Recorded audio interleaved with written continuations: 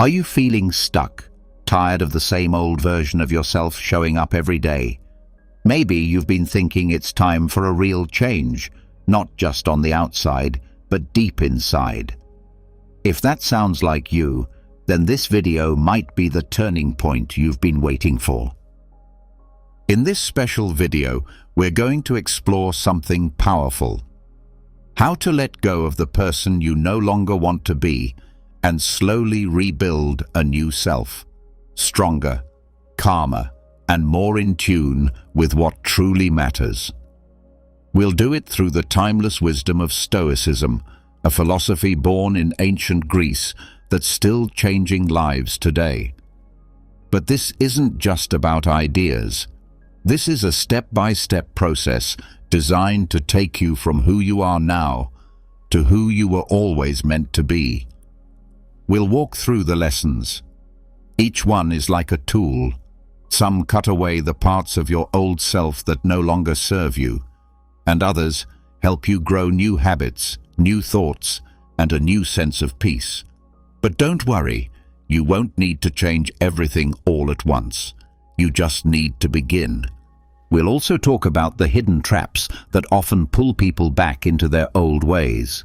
Silent habits that look harmless, but slowly undo all the work we try to do on ourselves. Knowing how to spot these and step around them is just as important as learning new principles. Think of this video like a mirror and a map. A mirror so you can clearly see what needs to be left behind, and a map so you don't get lost while becoming the new you. Stoicism teaches us that real strength is not loud or flashy. It's quiet, steady, and full of purpose, like a mountain standing still while the wind howls around it. So if you're ready to start over, not from scratch but from wisdom, then join us on this journey. Clear your mind, turn off your distractions, and give yourself the gift of these 4 hours. You might not recognize yourself when it's done, and that could be the best thing that ever happened to you. Let's begin. Before real change can begin, something must end. Stoic thinkers like Epictetus, Seneca, and Marcus Aurelius knew this deeply. They taught that nothing lasts forever, not titles, not emotions, not even who we believe we are. So if your current self feels like an anchor dragging you backward, know this: the Stoics would agree. It's time to let go, but not in anger, not in regret, in reason, in clarity, and in strength. This is not about pretending to be someone else. This is about ending the version of you built by fear, shaped by approval, and held together by stories you no longer believe. The version ruled by habits that were once useful, but are now chains. That version served its purpose, and now, like all things in nature, it must return to dust. In Stoic practice, we are reminded that everything borrowed must one day be returned. That includes old roles, false pride, and identities we've clung to out of fear of the unknown. And so, what you are about to do is not emotional fluff. It is a form of personal justice. You're restoring order by clearing out what no longer belongs. The first step is stillness. Sit in silence. Clear away distraction. Not because it's romantic, but because the Stoics believed that clarity arises when the noise fades. Take a moment to look inward, not for drama, but for facts. What behaviors no longer reflect who you are becoming? What roles are you still playing out of habit, not purpose? What masks are you still wearing just to blend in? Write these things down, not as complaints, but as a record. Think of it as a list of debts being settled. This is who you've been. This is what that self gave you. This is what it cost. And just like a Stoic account ledger, once it's written, it can be closed. Then comes the ritual. The Stoics were not big on theatrics, but they deeply valued action tied to meaning. In your case, this act becomes your symbolic break. Burn the letter, Tear it, bury it, throw it into the sea if you must. What matters is that you are telling your reason and your body that a chapter is closed. You are not that person anymore. That version of you has been dismissed with dignity. It is finished. During this moment, say something simple, out loud. Even if your voice is soft, you can say, "This is no longer me," or "That chapter is complete," or even, "I accept the ending." Words ground the mind. They give shape to the invisible. Don't rush to fill the silence that follows. The Stoics spoke of ataraxia, a state of inner peace. That quiet space is not empty. It is the beginning of ataraxia. It is a place of becoming. Don't be afraid of it. You're not lost. You're free. This moment, this ritual is not magic. It's not superstition. It's anchoring, something modern psychology now confirms. When you pair intention with physical movement and strong emotion, your nervous system makes note. You form a mental imprint. You've given your body a landmark, a philosophical marker that tells it, "We don't live there anymore." Even ancient Stoics had versions of this. When Cato would shed a tunic, it was a message.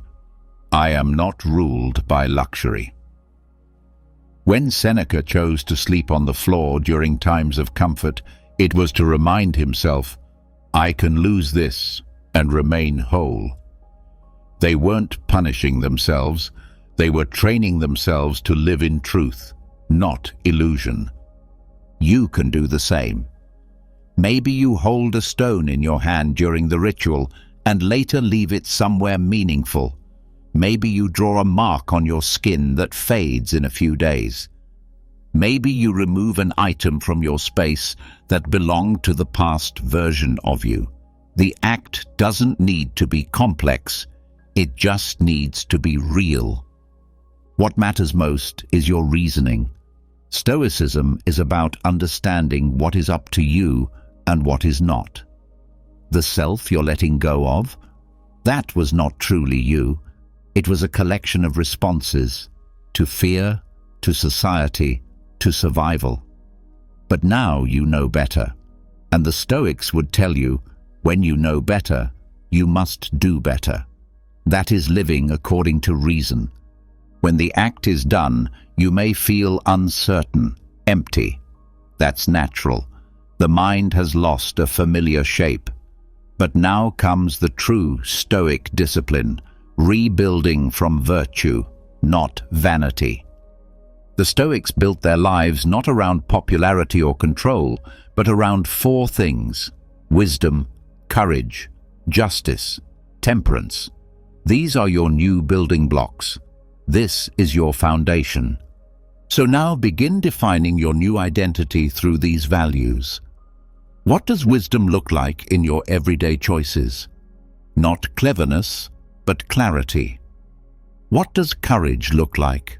Not loud gestures, but honest action. What does justice mean in how you treat others and yourself? And temperance. How will you practice balance so nothing owns you? Don't worry if the answers aren't clear. The Stoics didn't expect instant mastery. What they practiced was daily alignment. They reviewed their actions. They asked themselves, did I act from virtue today? You can do the same. That's how the new identity is shaped, one disciplined day at a time. You will be tempted to slip back, to wear the old mask again because it's comfortable. But now you have something new, awareness. You've declared the old self dead. You've given it a funeral. To wear it again would be to live in a lie. A Stoic does not trade truth for ease. There will also be people who still treat you like the old version. That's okay. Let them. The Stoic answer isn't to fight for approval. It's to live by principle. Let your actions be your introduction. Let time prove your transformation. And if you fail, If you falter, start again. That's what Marcus Aurelius meant when he wrote, "You have power over your mind, not outside events." You may not control the reaction of others, but you can control your response. You can return to your principles every time. This is what the ritual begins. Not perfection, but a path. You now walk it with more honesty. You have buried what was false. You have honored what helped you. And you've made space for who you must become next. Let this not be a grand performance. Let it be a quiet, firm decision. I am no longer who I used to be. I walk forward now, not with noise, but with resolve. This is how Stoics transformed. And now, so do you. You've done the hard part. You've let the old self go. Not by running from it, but by standing in front of it and saying, "You've served your time." That version of you now belongs to the past. The space is clear. The silence has returned. But now something else begins. Something quieter at first, but far more powerful. The building of a new internal shape. And here's the truth. If you don't choose what comes next, old patterns will. They wait. They don't ask permission. Human nature seeks identity. Always. It looks for roles to play, characters to copy, traits to attach to. If you don't create that with intention, your mind will reach into the past and pull forward the same tired roles, wearing new clothes. That's why the next step matters so much. It's not just about who you want to be. It's about what archetype now leads your life. The Stoics taught that we become what we practice. Our habits shape our soul. They spoke of becoming a philosopher, not in name, but in action. The sage, not by title, but by thought, speech, and behavior. In this same spirit, you now begin the process of stepping into a new archetype. A guiding internal model, chosen not by childhood reactions or past pain, but by wisdom and clarity. This is archetype replacement therapy, and it works not through fantasy, but through conscious embodiment. You've already outgrown the survival roles your younger self built. The pleaser, the controller, the avoider, the performer. These weren't wrong. They helped you adapt, but they were not rooted in reason. They were reactions to unmet needs, unfinished fears, and unstable environments. The problem is that those roles don't just leave when the danger is gone. They linger. They sit in your decisions. They appear in your relationships. They speak when you hesitate, when you self-sabotage, when you shrink or lash out. They don't need to be hated, but they do need to be replaced. The first step is observation. Look at the patterns in your life not as mistakes, but as signals. When you keep abandoning projects, what part of you is leading? When you withdraw from intimacy, what voice is taking over? When you speak with sharpness or silence when you meant to connect, who's behind the wheel? Write these parts down as roles, not as facts. Don't say, "I am this way." Say, "This behavior is often present." That small shift creates distance. It gives you choice. Then trace each role back to its earliest memory. When did you learn that shrinking made people more comfortable? When did being quiet keep you safe? When did being perfect earn you love? These roots are not shameful. They're evidence. They tell you how strong your younger self had to be. Now, having seen these inner players clearly, you release them. Not all at once, not with force, but with maturity. You say, "I see you, I thank you, but you're not needed anymore." And now, with space made clear again, you ask the deeper question: who is better suited to lead now? This is not about becoming someone fake. It's about choosing a higher version of you that already exists deep inside, one who has simply not been given the chance to lead. Archetypes are not characters you act out. They are structures of energy, habits of being that shape how you show up in life. The warrior doesn't just fight, they persevere. They act with courage even when doubt whispers. They take action not because they feel ready, but because the mission calls. If your life has been dominated by hesitation, fear, and emotional paralysis, the warrior archetype may serve you now, not in noise or control, but in movement and inner certainty. The sage is calm, deliberate, aware. They respond instead of react. They speak with intention and listen deeply. If your past was full of chaos, reactivity, or emotional swings, the sage brings restoration. They do not chase peace, they become it. The creator brings renewal. They don't escape into fantasy, they build from raw truth. They express what cannot be said in normal language. They turn pain into form. If you've been silenced, neglected, or numbed, this archetype brings color, motion, life. There are many others, the guide, the healer, the leader, the alchemist. But you do not need to take on all of them. In fact, trying to do so will scatter you. Pick one, not based on what sounds cool. Choose based on what your life is asking for.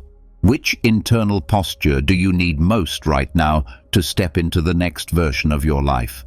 Once chosen, begin study. This is key. Don't just think about the archetype. Learn from it. What are its values? What behaviors does it choose? What does it tolerate? What does it walk away from? This archetype becomes your new template. You're not imitating someone else. You're aligning yourself with a deeper part of you that has been dormant. Archetypes work best when they are embodied daily, not worshipped from afar. Each morning, check in. Ask, how would the warrior approach today? How would the sage handle this conflict? How would the creator respond to this frustration? You're not acting, you're training. At first, it will feel unfamiliar. That's not because it's fake. It's because you're unused to wholeness.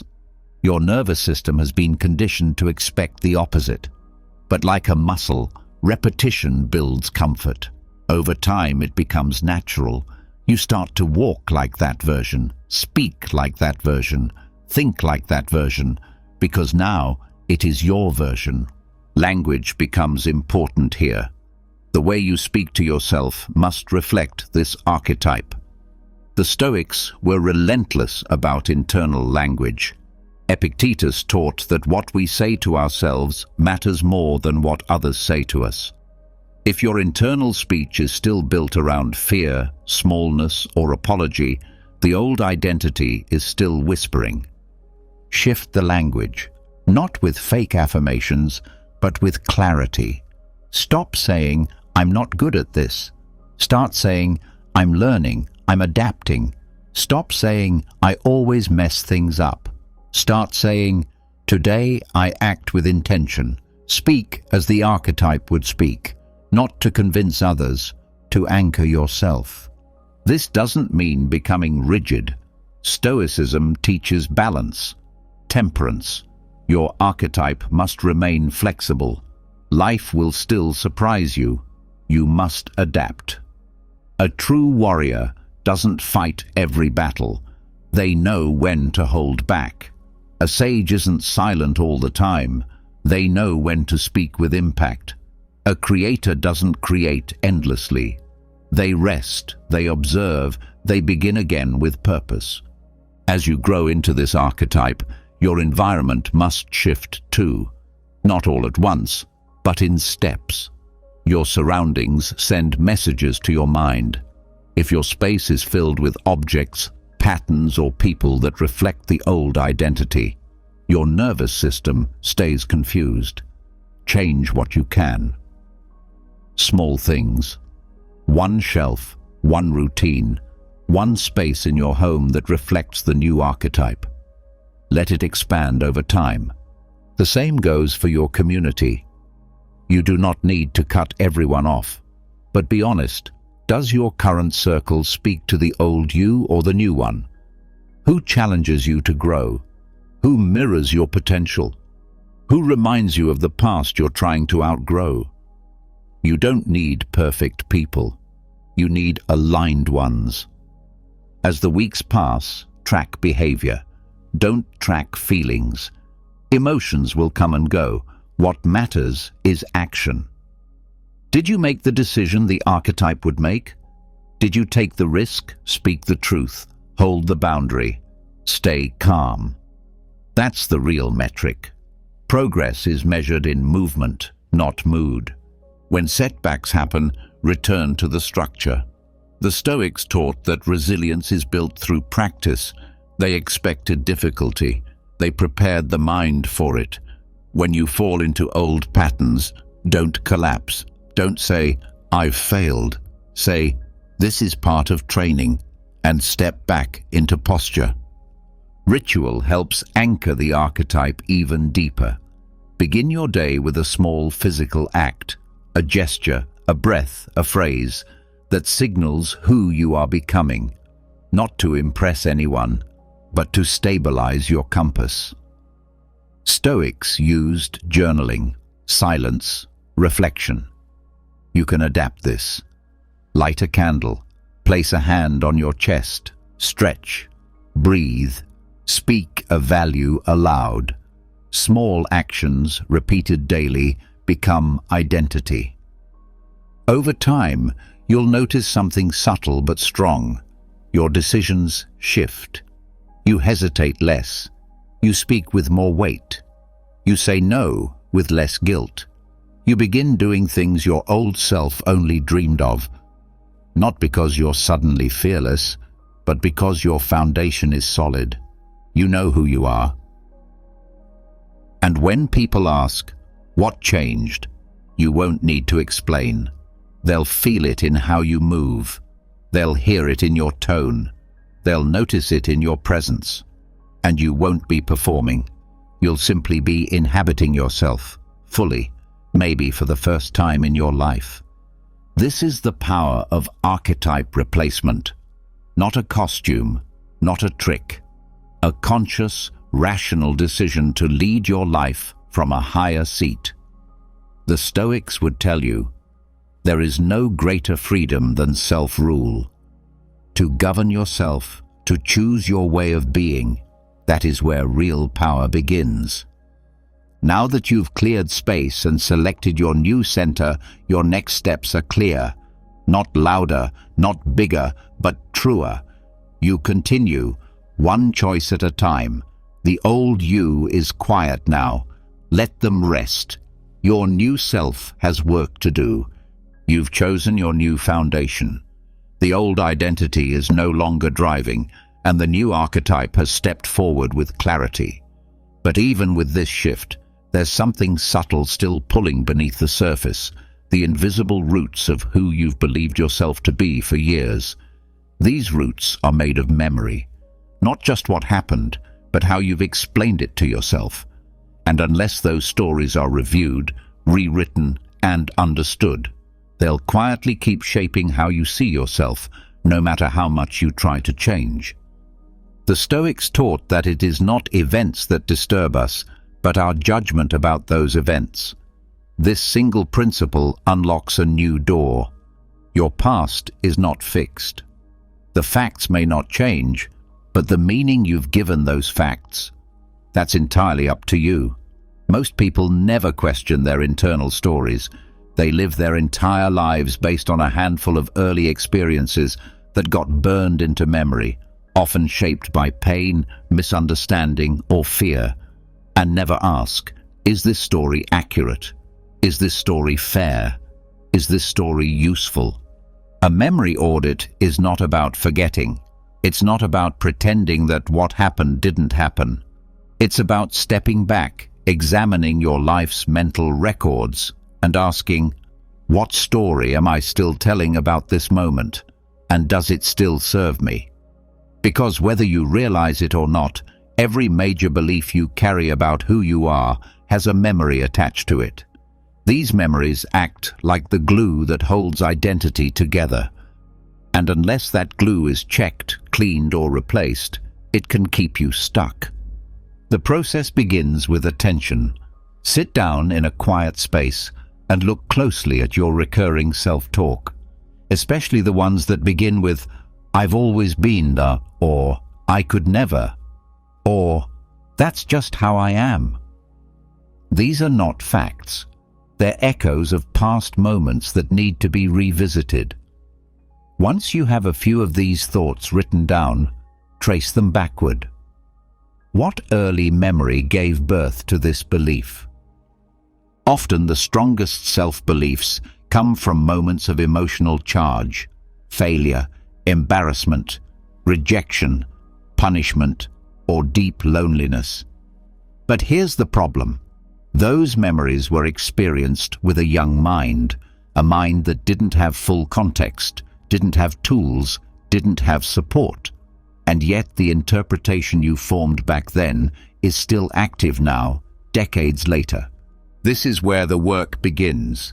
You return to that memory not as a victim, not to relive the pain, but as a calm, aware adult. You walk into it again, carefully, and look at it through different eyes. You ask, what else could have been true? Was the rejection really because I wasn't enough, or was the other person limited in their own way? Was the failure really a proof of my worth, or was it a moment of growth I wasn't ready to see? You're not changing the facts. You're correcting the lens. You're stepping out of the child's position and into the philosopher's seat. This isn't denial. It's reinterpretation. And it's necessary because the brain doesn't store memory like a perfect recording. It stores memory based on emotion and interpretation, which means those stories can be rewritten, if done with care. It's helpful to write out the original memory in as much detail as you remember. Not to relive the emotion, but to identify where the meaning was formed. Then, directly underneath, write an updated version of the event, one that includes missing context, compassion, and wisdom. Use neutral language. Stick to what can be known. Don't exaggerate, and don't try to make yourself the hero. Just be fair. That fairness is what creates healing. This kind of reflection has a direct effect on the nervous system.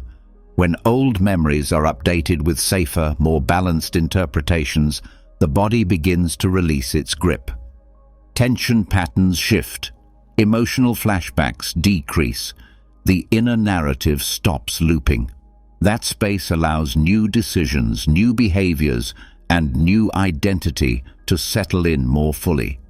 For some memories, especially those filled with shame, guilt, or deep rejection, it may help to speak aloud, either alone or with a therapist, to give voice to the old interpretation and then speak the new one directly after.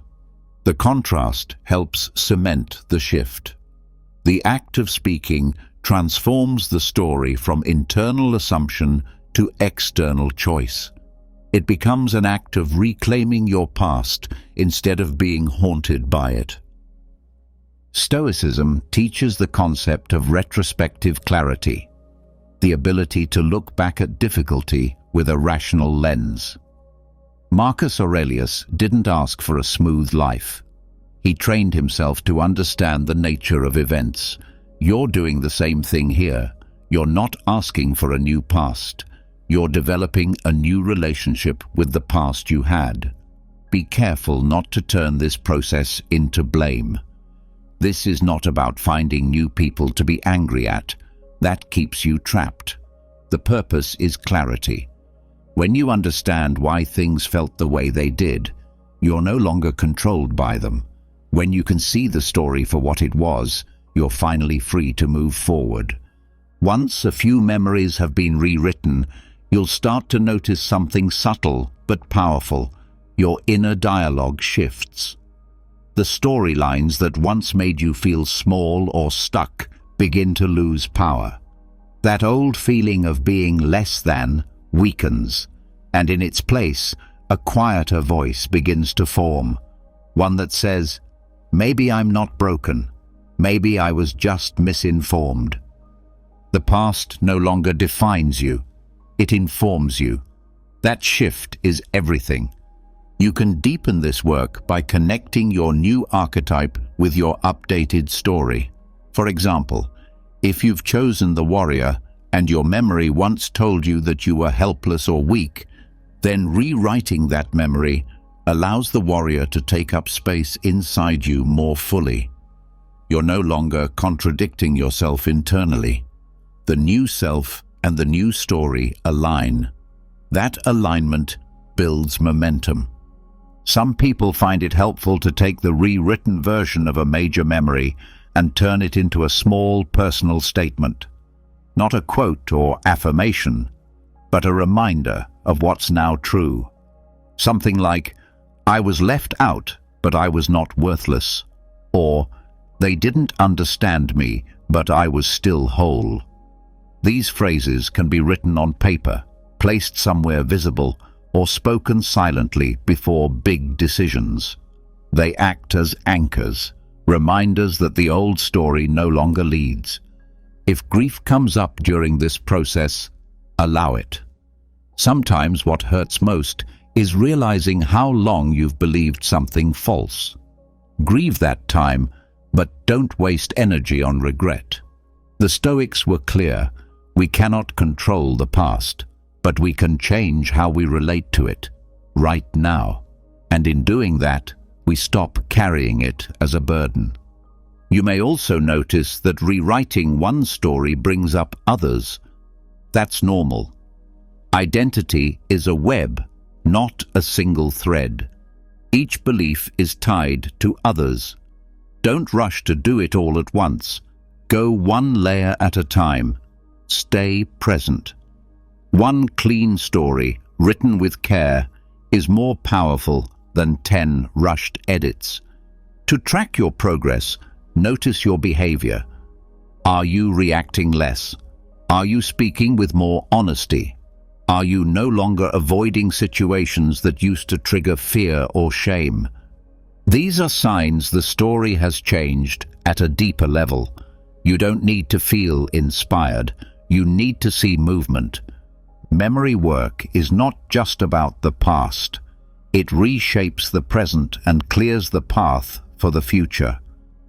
The stories you carry define the risks you're willing to take, the boundaries you set, the love you accept, and the goals you believe are possible. When those stories are distorted, everything built on top of them becomes shaky. But when the stories are aligned with reason, truth, and compassion, you gain strength, not just in your mind, but in your entire way of being. There's a final step to lock in this work. Act in accordance with the new story. Let your daily life reflect the update. If your new narrative is, I am no longer invisible, then speak in meetings, take space in conversations. If your new story is, I am not broken, then stop apologizing for existing. Let behavior become the evidence of change. This is what makes the memory audit real. Not just reflection, but correction, followed by expression. You are no longer bound to the child's version of events. You are no longer stuck in an outdated emotional frame. You've gone back, seen clearly, and chosen a new lens. That's what the Stoics called self-governance. And with that, you now walk forward with fewer weights. Your past still exists, but it doesn't own you. That's how you take your power back, not by pretending it didn't hurt, but by choosing to see it through wiser eyes. With your internal story re-examined and rewritten, something fundamental has shifted. The past no longer speaks with the same authority. Old beliefs have been questioned. The conclusions you once accepted without thought now feel open to new interpretation. But even after changing your relationship with memory, there is still a deeper question. Where does your thinking live? Most people go their entire lives thinking within the walls they were handed. These walls are shaped by their upbringing, their culture, their family systems, the education they received, and the narrow roles they've been assigned.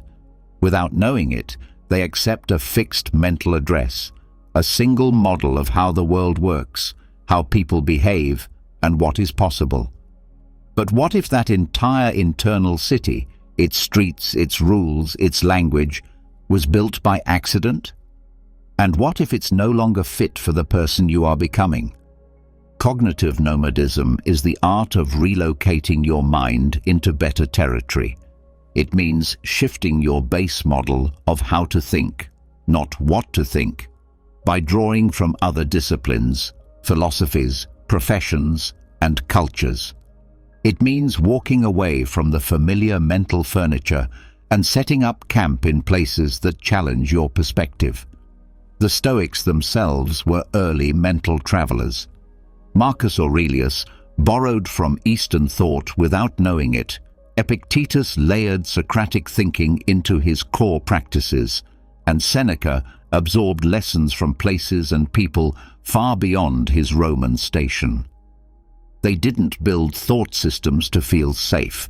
They built them to become strong. This type of mental relocation starts by identifying your default. What model do you currently use to solve problems? What do you assume about people, about failure, about time, success, conflict, self-worth? Write down your most consistent internal themes. Then ask, where did this model come from? Is it based on survival, on religion, on one parent's voice, on a job role that became your identity? Understanding the origin of your thinking doesn't make it bad, it makes it visible. And that visibility gives you the power to question whether you want to keep living there. Because if your mental model was shaped in a space built for obedience, you might now find yourself craving innovation. If your thinking grew from a culture of silence, you may now need frameworks that reward honesty. If your beliefs were trained in scarcity, it may be time to learn how thinkers in abundant structures make decisions. Cognitive nomadism requires curiosity. It starts by entering a mental space unlike your own, not to become it, but to learn from it. For example, an artist solves problems through pattern, feeling, and chaos tolerance. Their thoughts are shaped by aesthetics and ambiguity. A scientist moves through hypothesis, testing, and precision. Their decisions come from systems and peer review. A Zen monk brings attention to emptiness, to breath, to observation without attachment. A Stoic focuses on reason, moral clarity, and aligning with nature's order. A military strategist views action through terrain, timing, and psychological leverage. None of these are right or wrong. They are territories, and the more you visit, the more you grow. The mistake is assuming one map fits every landscape. That's how people get stuck. They keep using the same thought structures, even when their life circumstances have evolved far beyond them. They ask new questions using old vocabulary. But language limits perception. If you've only ever seen things in black and white, you will misjudge every shade of grey. By exposing yourself to entirely different thinking models, you expand your ability to hold more truth, more contrast, more nuance, without needing to collapse back into certainty. To begin this process, choose one field far outside your current worldview. If you are logical, dive into poetry. If you are emotionally driven, read Stoic texts. If you are academic, spend time studying tribal oral traditions.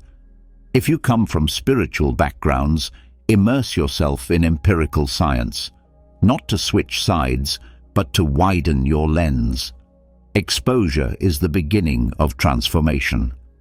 As you explore, focus on structure, not opinion. Ask, how does this person approach problems? What do they prioritize? What assumptions are invisible to them but obvious to me? What emotional tone shapes their worldview? What questions do they ask that I would never think to ask? Keep a journal of these reflections, not to become the other, but to collect building materials for your own evolved model. Over time, you start constructing a mental city that's more diverse, more resilient, more intelligent, because it's not made of one single worldview. It becomes modular, dynamic, and adaptive. That flexibility is what the Stoics would call reasoned, a thinking system in harmony with reality, not at war with it. The mind must be taught how to move between modes. Just as the body trains itself to shift from walking to running to climbing, your thinking must learn how to switch context without losing clarity. This means learning how to code switch between logic and emotion, between structure and intuition, between boldness and restraint. When you master this movement, you stop being a captive of one mindset and begin leading with strategic adaptability. Modern neuroscience supports this practice. Studies show that the most creative and effective thinkers often display higher mental flexibility, the ability to shift between different types of thinking and problem-solving strategies. They can balance divergent and convergent thinking. They are not stuck in how they were raised to think. They move, and through movement, they discover new insights that others miss entirely. This flexibility becomes your new strength. You begin noticing when your default model is no longer serving the situation. You see that the way you used to analyze relationships, maybe through competition or control, now requires empathy and curiosity. You observe that the work model that made you succeed in one company now holds you back in a new role. You adapt without betrayal. You evolve with purpose. One of the most powerful effects of cognitive nomadism is increased emotional distance. When you realize your thoughts are not absolute truths, but shaped by a specific context, you stop reacting so defensively. You develop intellectual humility. You say, "This is one way to see it. Let me explore others." That posture opens space for deeper dialogue, better relationships, and clearer decisions. To maintain this way of thinking, you need regular input from unfamiliar places. Read books that challenge you. Spend time with people whose lives operate on completely different assumptions. Visit places where your values are not the default. Study thinkers who dismantle your certainty. This isn't about disloyalty to your roots. It's about loyalty to truth, in whatever form it arrives. The key is discernment. You don't absorb everything. You observe, test, adapt. Like a craftsman in a global market, you pick the best tools from many cultures. You assemble them with care. You don't become fragmented. You become resourced. That's the difference between shallow novelty and deep integration. Over time, you'll begin to notice that your thoughts carry more precision, more range. When conflict arises, you don't collapse into panic. You scan for perspectives. You pause. You respond from a model that fits the moment, not just the one you were given at birth. That's freedom. The Stoics called this living in accordance with nature. Nature, to them, was not just trees and rivers. It was the structure of things. And to live well meant to align your reason with reality, not with custom or impulse. Cognitive nomadism aligns perfectly with this. It teaches you to question whether your current mental habitat matches your reality. If not, move. Build again. Live better. Eventually, This way of thinking becomes normal. You stop needing to defend a single model. You stop being surprised by change. You develop mental citizenship in many places. And like any well-traveled soul, you carry stories, lessons, tools, and a deep respect for difference. You become more than your origin. You become capable of leading not just yourself, but others. Your inner world begins to reflect this growth. Conversations become richer. Creative ideas arrive more frequently. Confusion turns into curiosity. And rather than reacting to every problem with a fixed set of tools, you ask, which model fits best here? That question alone can save years of wasted effort. This is not complexity for the sake of ego. It's simplicity earned through exploration, because the more models you've walked through, the more clearly you see what matters. You become harder to deceive, not because you're cynical, but because you've seen too many lenses to believe only one. To conclude this movement, anchor the lesson with action. Choose one decision you've been struggling with. Now, approach it through 3 different mental models: a Stoic philosopher, a systems engineer, and an artist. What does each version prioritize? What does each version avoid? What does each version teach you? Don't choose the answer based on comfort. Choose it based on clarity. That's how thinking grows. That's how transformation becomes intelligence. Now that you've broken free from the old structures of thought, your mind is more open, flexible, and alert. But even with a new cognitive landscape, something deeper still waits in the background, not in your logic, but in your emotion.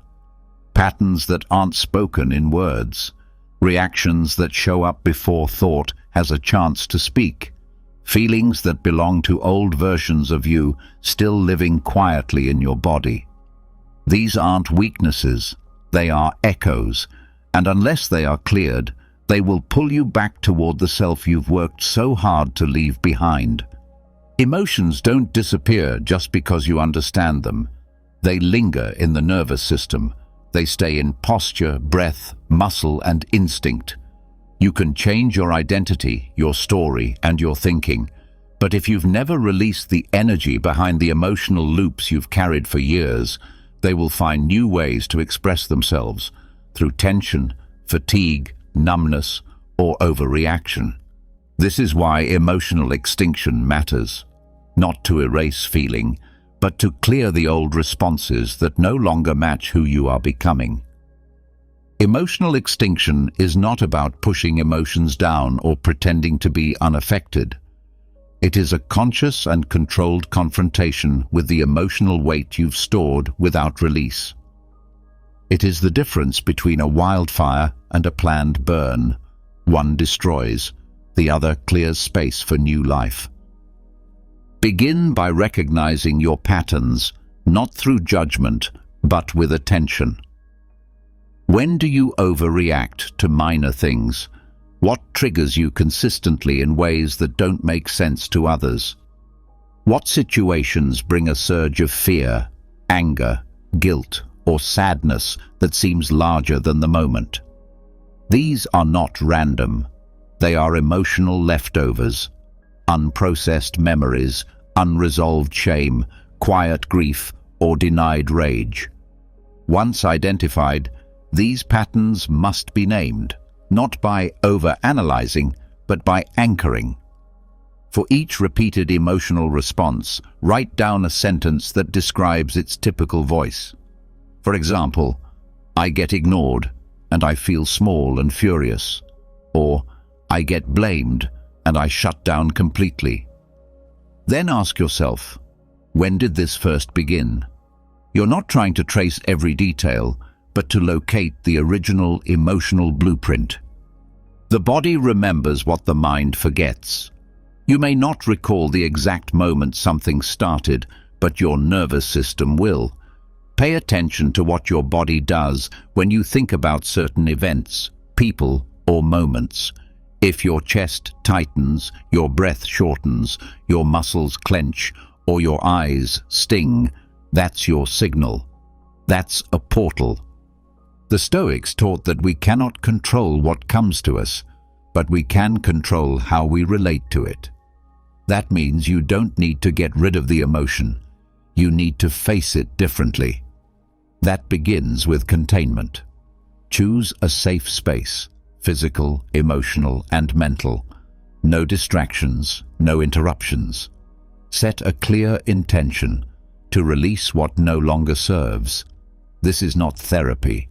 This is personal integration. Inside this space, give the emotion room to surface. Don't chase it. Don't resist it. Just allow it to rise. Use breath to stay grounded. Inhale deeply. Hold. Exhale slowly. Let the emotion come up like a wave. Your job is not to explain it. Your job is to stay with it without flinching. This is the storm. This is the burn. Some people find it helpful to express through the body. Shaking, crying, deep sighing, movement, these are not signs of weakness. They are signs that the nervous system is releasing. Controlled exposure leads to transformation. If the energy feels too strong, pause, regulate, then continue. The point is not to relive trauma. It is to witness the part of you that carried it without release. Once the emotion has passed its peak, bring in awareness. Ask, what truth is this emotion pointing to that I haven't allowed myself to feel? Anger often hides powerlessness. Sadness often hides unmet needs. Fear often hides old betrayals. You are not your emotion. You are the observer of the signal, and the signal is information. As the energy fades, bring in completion. Not by replacing the emotion with something forced, but by acknowledging what has changed. Say aloud or write down, this emotion came from a version of me that needed protection. I thank it, and I release it now. The body hears this. The psyche hears this. The process settles. Over time, you'll begin to notice that the same triggers hit with less force. The emotional sting softens. Your recovery time shortens. This is how extinction works, not by deleting memory, but by separating emotion from identity. You're no longer run by it. You're no longer fused with it. To support this, develop a simple recovery ritual. After an emotional storm, do something grounding. Take a walk. Place your hand on your chest. Drink cold water slowly. Hum or listen to slow rhythms. These behaviors help signal to your nervous system that the threat has passed. Without this signal, your body may stay activated even after the emotion ends. One of the most important parts of this work is neutrality. Emotions are not moral. They are messengers. They aren't good or bad. They are signals of inner meaning, inner wounds, inner needs. The Stoics never said, "Don't feel." They said, "Don't be ruled." And that is the difference you are now learning to live. Do not confuse numbness with peace. Many people suppress their emotions so deeply that they no longer feel intensity, but they are still ruled by those emotions through avoidance, distraction, or disconnection. True peace comes not from shutting down, but from facing, feeling, and releasing. This kind of emotional work takes courage. But courage doesn't always look loud. Sometimes it looks like sitting quietly with your own pain without turning away. Sometimes it looks like breathing deeply instead of reacting. Sometimes it looks like whispering to yourself, "I survived. I'm safe now." The more you practice this, the more you'll realize that emotional storms are not your enemy. They are your teacher. They show you where the self was frozen. They reveal where your boundaries were broken. They teach you what still needs care. and through that attention, they loosen their grip. Eventually, emotional extinction becomes a natural part of your inner life. When a strong feeling arises, you recognize it. You pause. You feel it. You learn from it. And you let it go. There's no panic, no shame, just movement, just flow. The body stops holding what it no longer needs to store. This makes room for clarity, decision, and stability. When the body is not overwhelmed by suppressed emotion, the mind sharpens, the voice steadies, the heart becomes more available. Relationships shift, self-trust returns, energy rises, and all of it is real. Not from pretending, but from processing. What you've done through this practice is clean your emotional terrain. Just as you rewrote the stories of your past and relocated the structure of your thoughts, you've now cleared the emotional weight that would have distorted your growth. What you carry forward now is lighter, truer, and more aligned. With emotional weight no longer clouding your system, clarity begins to return. You're no longer reacting from pain that lives under the surface. You're making space. But now that you're no longer driven by suppressed feeling, you're ready to face something even more challenging, something that hides in plain sight. These are not emotional habits, not memories, not trauma responses. These are the beliefs you've accepted as facts, the knowledge you've built your identity on, the systems of thought you were taught to trust without question. These are the quiet rules that have governed you for so long, you've forgotten they were ever optional. This is where unlearning begins.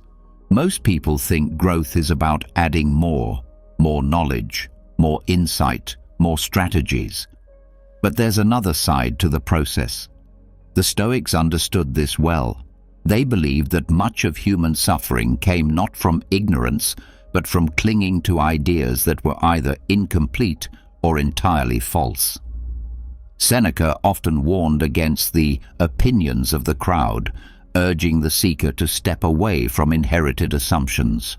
Marcus Aurelius repeated the reminder that truth is simple, and that much of what we accept without thinking is simply noise from other people's confusion. Unlearning is the process of deliberately dismantling what you've accepted as true, but never fully examined. It means letting go of certainty. It means questioning beliefs that used to keep you safe. It means being willing to drop conclusions that helped you survive, but are now holding you back from evolving. It starts with identifying which beliefs feel rigid. These are the ideas that provoke resistance when challenged, the thoughts that feel like rules, the "this is just how I am" statements, the "that could never work" assumptions. These mental boundaries often disguise themselves as personality or wisdom, but many are just leftover conclusions from limited moments. To unlearn, begin by writing down some of the core beliefs that shape how you live. Go beyond what you say publicly. Get honest. What do you assume about people, about money, about love, about success, about yourself, about failure? Look at the places where you've hit a wall. What patterns repeat? Often behind every stuck pattern is a belief pretending to be the truth. Take one belief at a time and trace it. Where did this idea come from? Was it taught directly or absorbed through repetition? Did it come from a parent, a teacher, a religion, a boss, a cultural norm? And more importantly, did you ever choose it? Choice is the beginning of freedom. You cannot unlearn something until you recognize that it was learned, and everything learned can be questioned. Once you've traced the origin, test it. Ask whether the belief is universally true. Could someone else live by the opposite belief and still live well? If so, your belief is not a law, it's a lens. And if it's a lens, it can be changed. But don't stop at the surface. Go further. Ask, what behavior has this belief created in my life? What relationships has it shaped? What chances has it stopped me from taking? What goals has it told me are out of reach? The consequences of a belief will often tell you more than its content. Some beliefs you'll find are outdated. They served a purpose once. Maybe they were protective. Maybe they kept you in alignment with a group, but now you've outgrown them. Others you'll find were never truly yours to begin with. They were installed before you had the capacity to think critically. That's not your fault, but keeping them is your responsibility.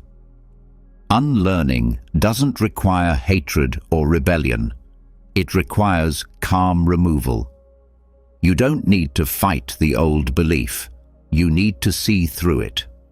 When you recognize that an idea is just that, an idea, not reality, it begins to lose its power. This clarity creates a gap.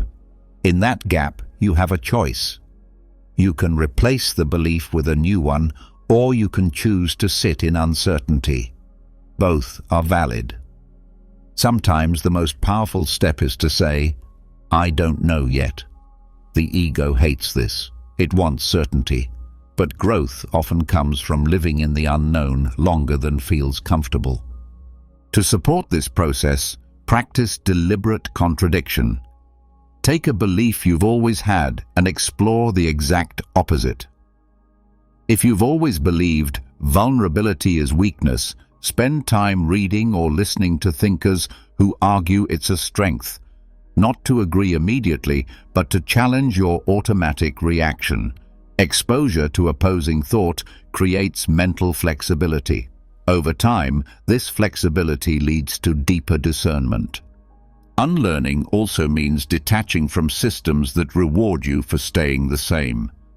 This might include institutions, roles, or relationships that are built around who you used to be. These systems may resist your change. They may subtly punish your shift. This doesn't mean you need to destroy them, but it does mean you need to stop letting them define what's true for you. One of the more difficult aspects of unlearning is identity loss. You may feel adrift, like you don't know who you are without certain beliefs. This is part of the process. You are not falling apart. You are shedding a mental costume that no longer fits.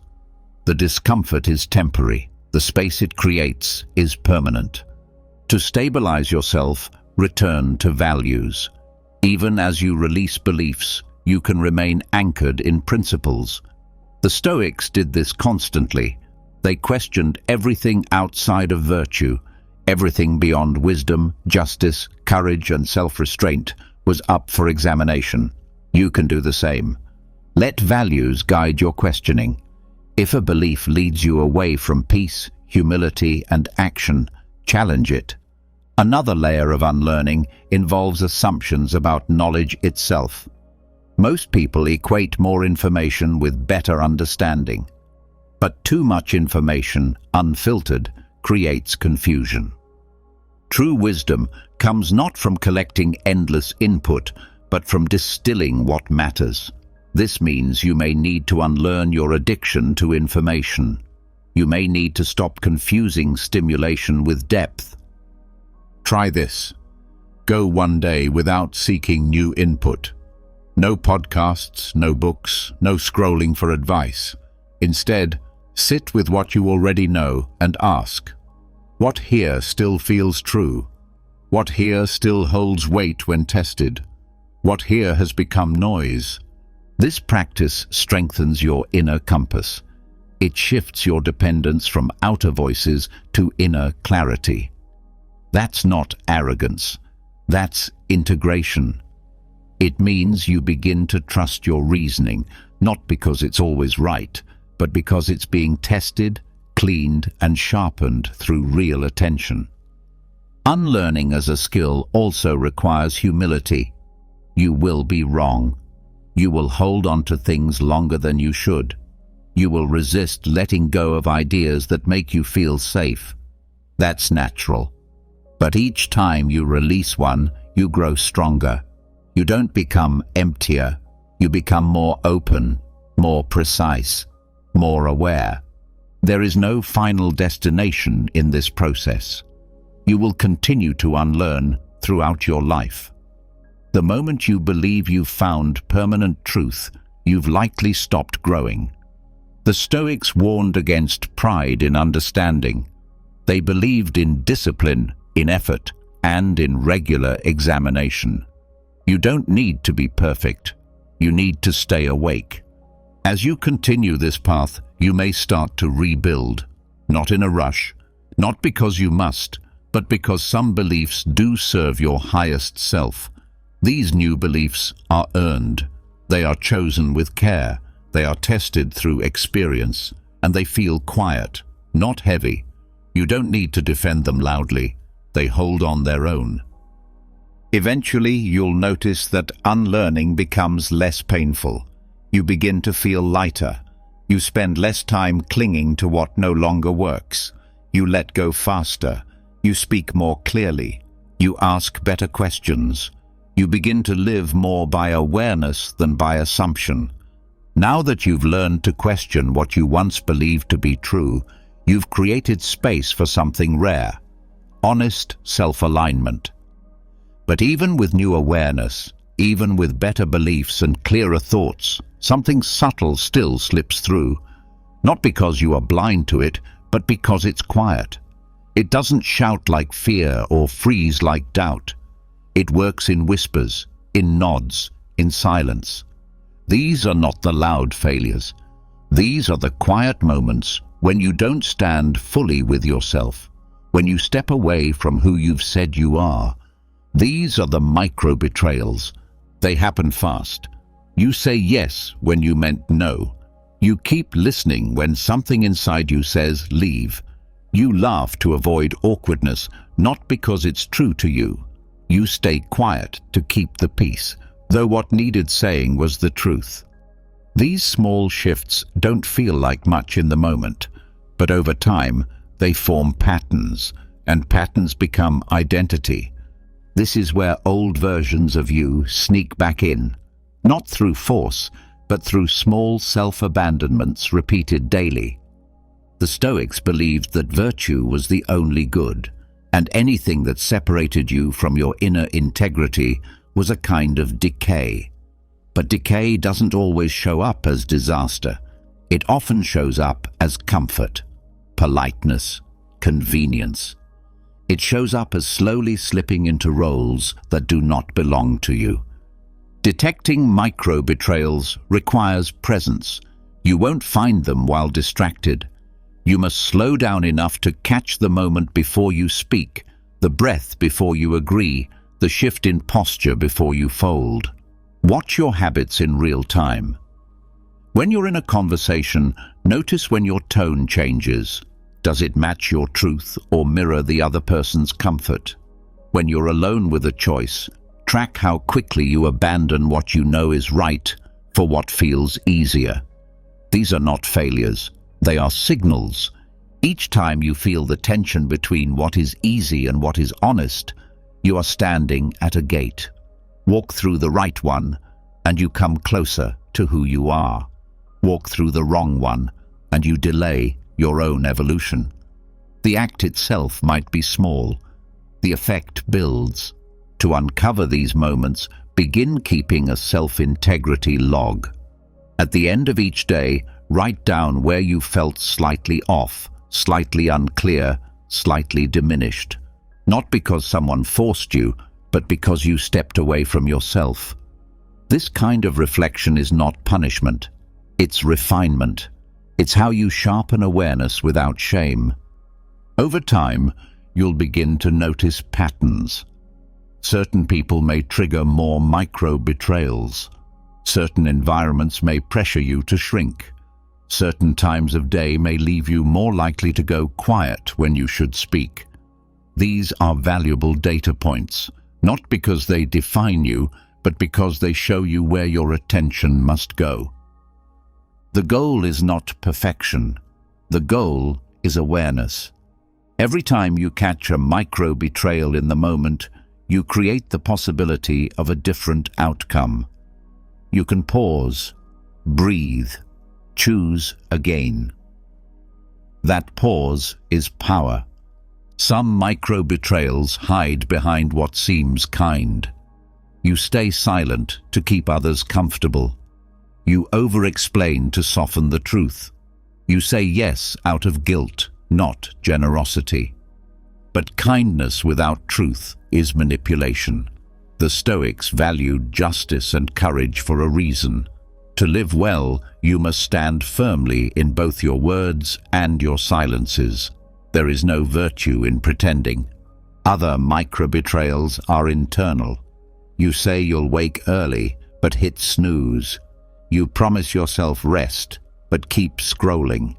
You tell yourself you're going to write, to walk, to change, and you don't. These seem harmless, but each time you go back on your own word, you make it easier to distrust yourself, and self-distrust leads to hesitation, overthinking, and the slow erosion of confidence. So, rebuilding this requires discipline. When you say you will do something, begin keeping it, especially when no one is watching. These are private agreements. They are not about proving anything to others.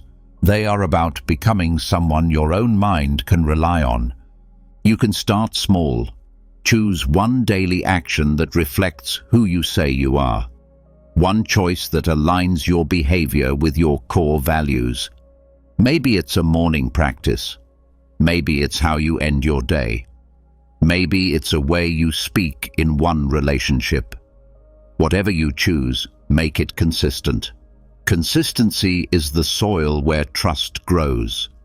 When you catch yourself in a micro-betrayal, correct it gently. Pause, name it, and choose again. If the moment has passed, reflect afterward and decide how you'll meet it next time. You don't need to carry guilt, you need to increase awareness. The more honest you are, the more integrity becomes your default, not your goal. Another way to expose hidden self-betrayals is to pay attention to your body. Often your body responds before your mind understands.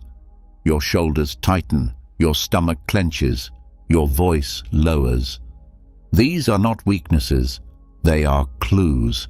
They tell you that something just happened that didn't match your truth.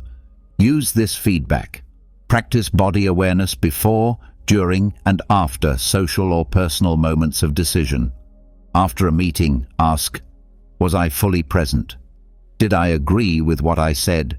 Did I speak from alignment or habit? Your body will answer faster than your mind. Some of the hardest micro-betrayals come from fear of being misunderstood. You hide parts of yourself. You soften language. You use vague terms so others won't push back. But in doing this, you teach yourself that being seen is dangerous. Over time, this becomes identity, quiet, edited, incomplete. Stoicism rejects this. The Stoics believe that your life is not to be lived for approval. Your duty is not to make people comfortable. It is to live with reason, honesty, and discipline, no matter how it is received. This does not mean becoming blunt or aggressive. It means choosing clarity over performance. It means speaking what is true for you, with care, but without apology. That practice builds strength, not just in speech, but in thought and presence. To unlearn the habit of self-betrayal, surround yourself with accountability, not judgment, real accountability. People who reflect back your values, who gently call out when you've drifted, who remind you of who you are without trying to control you.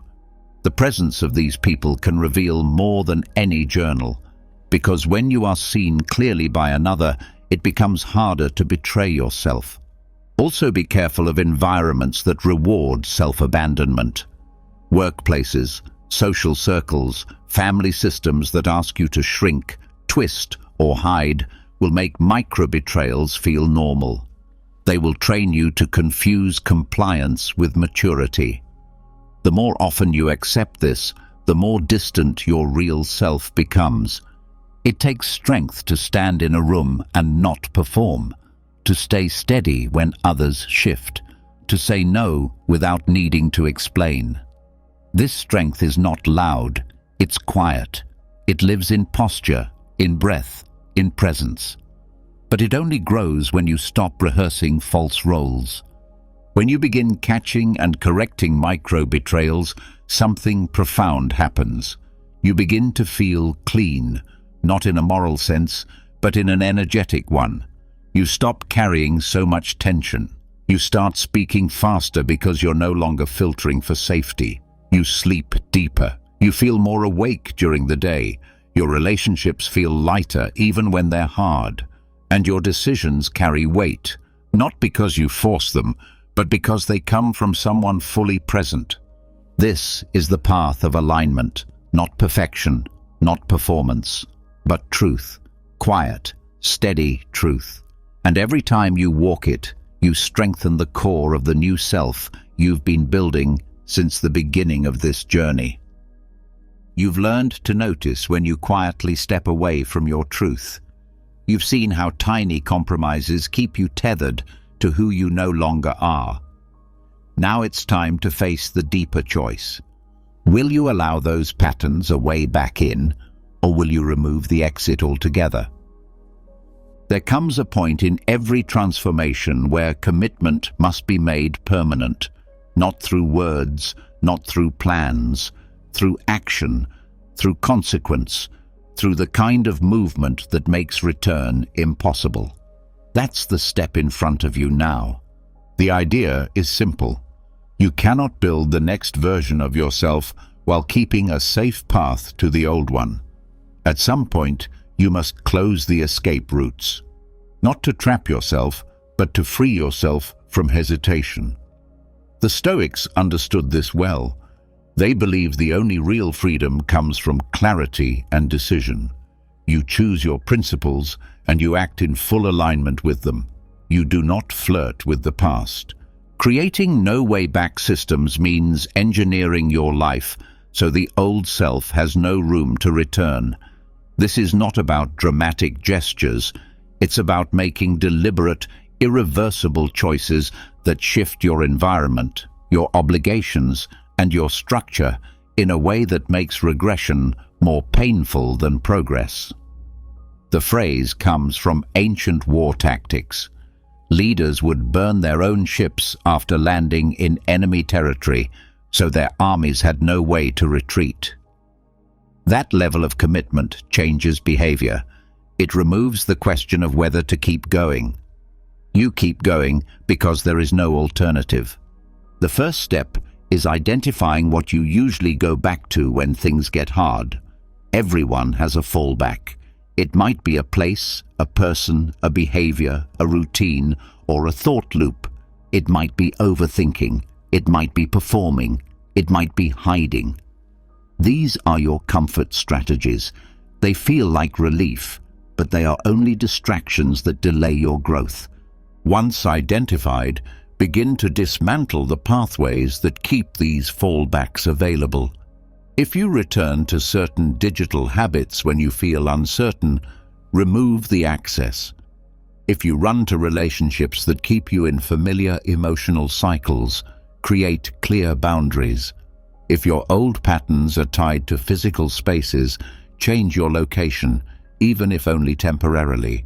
What matters is that you remove the ability to just slide back in. This does not require violence. It requires precision. The point is not to punish yourself for having a past. The point is to show your nervous system that you are no longer that person, and you're not available to become them again. Another approach is to use public commitment. Declare your direction clearly and make it visible. Share your goals or changes with someone whose opinion you value.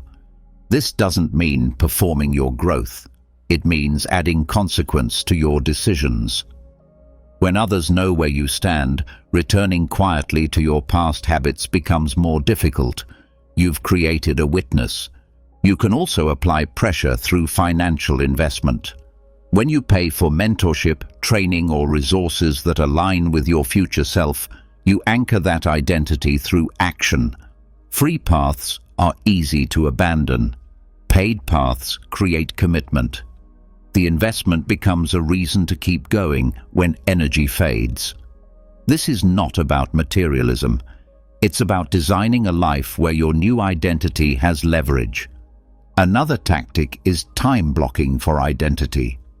Instead of scheduling tasks, schedule identity-based actions. Don't just say, "I'll work on this project." Say, "From 9 to 11, I act as the version of myself who does not delay what matters." Your calendar becomes a contract. Your time reflects your commitment to the person you've chosen to become. This removes the friction of having to make new decisions every day. The structure makes the decisions for you. To increase the effect, remove triggers of the old self. Identify specific songs, objects, clothes, foods, or settings that mentally pull you back into previous states. You don't need to hate them. You just need to stop giving them space in your daily environment. Replace them with symbols, sounds, and tools that reinforce your future. The smallest change in your sensory world can influence the way you think and act. Your digital world also matters. The accounts you follow, the content you absorb, the messages you let into your inbox, all of these shape your state.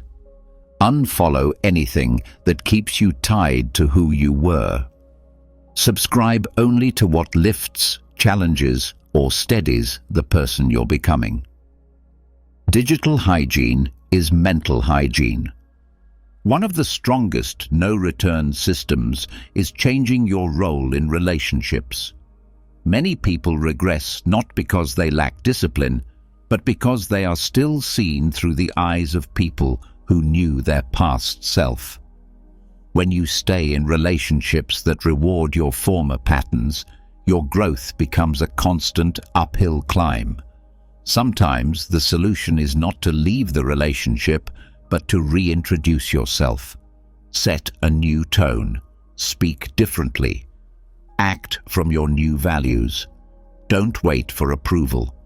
People adapt to your self-respect, or they fall away. In cases where people will not allow you to grow, distance is not cruelty. It is wisdom. The Stoics believed that your first duty is to your inner world. If a connection damages your alignment, it must be re-evaluated. Not from resentment, from clarity. Cutting ties when necessary is not a betrayal. It is a declaration that your future matters. Creating no-way-back systems also means removing the mental exit signs. This includes fantasies about the past, romanticizing what was familiar, or entertaining the idea that maybe it wasn't so bad. The mind often softens memory when facing challenge. Remind yourself why you left. Keep written records of what those patterns cost you. When your discipline fades, read them. Let the facts speak louder than nostalgia. One technique that works well is building identity anchors. These are small daily actions that symbolize your future self. Done consistently, they become a ritual that reminds your system. We don't go backwards. They might be as simple as the way you start your morning, how you prepare a meal, or how you close the day. The action itself doesn't matter. The meaning behind it does. You can also use visual design to reinforce the break. Place written commitments in your space. Use phrases, images, or objects that signal who you are becoming. These are not decorations. They are reminders. They help orient you in moments of doubt. Your environment becomes a mirror that reflects your new direction. When it comes to deeper change, irreversible action is one of the most powerful forces. This might look like ending a contract, quitting a job, or saying a final goodbye. These moves should never be made impulsively, but when made from clarity, they remove indecision. They force adaptation. They create the pressure needed for real change. When you can no longer return, the only way is forward, and forward is where your future lives. Designing your life with no way back also means mastering the skill of deliberate closure. Leave things clean. Say the thing you were holding back. Apologize where needed. Forgive where possible. The past has less pull when it has no open loops. Closure doesn't require a perfect ending. It requires your own full presence and decision to release what is done. This process also includes your internal voice. If your mind still speaks with the tone of your old identity, doubtful, hesitant, self-critical, you must retrain it. Each time an old voice returns, pause and replace it with the voice of the self you're building. This is not delusion. This is direction. You are choosing which signal becomes dominant. Repetition makes it real. Over time, your no-return systems begin to replace willpower. You don't need to wake up and wonder if you'll follow through. You've made it harder not to. Your defaults now reflect your decision. This frees energy. It reduces noise, and it allows you to use your willpower for deeper creation, not just survival. You'll also begin to notice that the people who meet you now don't know your former self. They respond to the version you're living. This becomes another anchor. When someone reflects back your growth, it reinforces the path. Let these moments land. They are evidence that the change is not just internal, it's visible. But most importantly, understand this. Burning the boats is not about making dramatic sacrifices. It is about closing the gap between who you say you are and how you structure your life. The Stoics would tell you that clarity without action is a form of delay. They believed in taking the step, not just thinking the thought. So now, with everything you've learned, the question becomes practical. What are you still keeping in your life that allows you to go backwards? What structure, relationship, habit, or belief still makes it easy to become who you used to be? Find it, face it, and make the move. Not because it's easy, because it's necessary.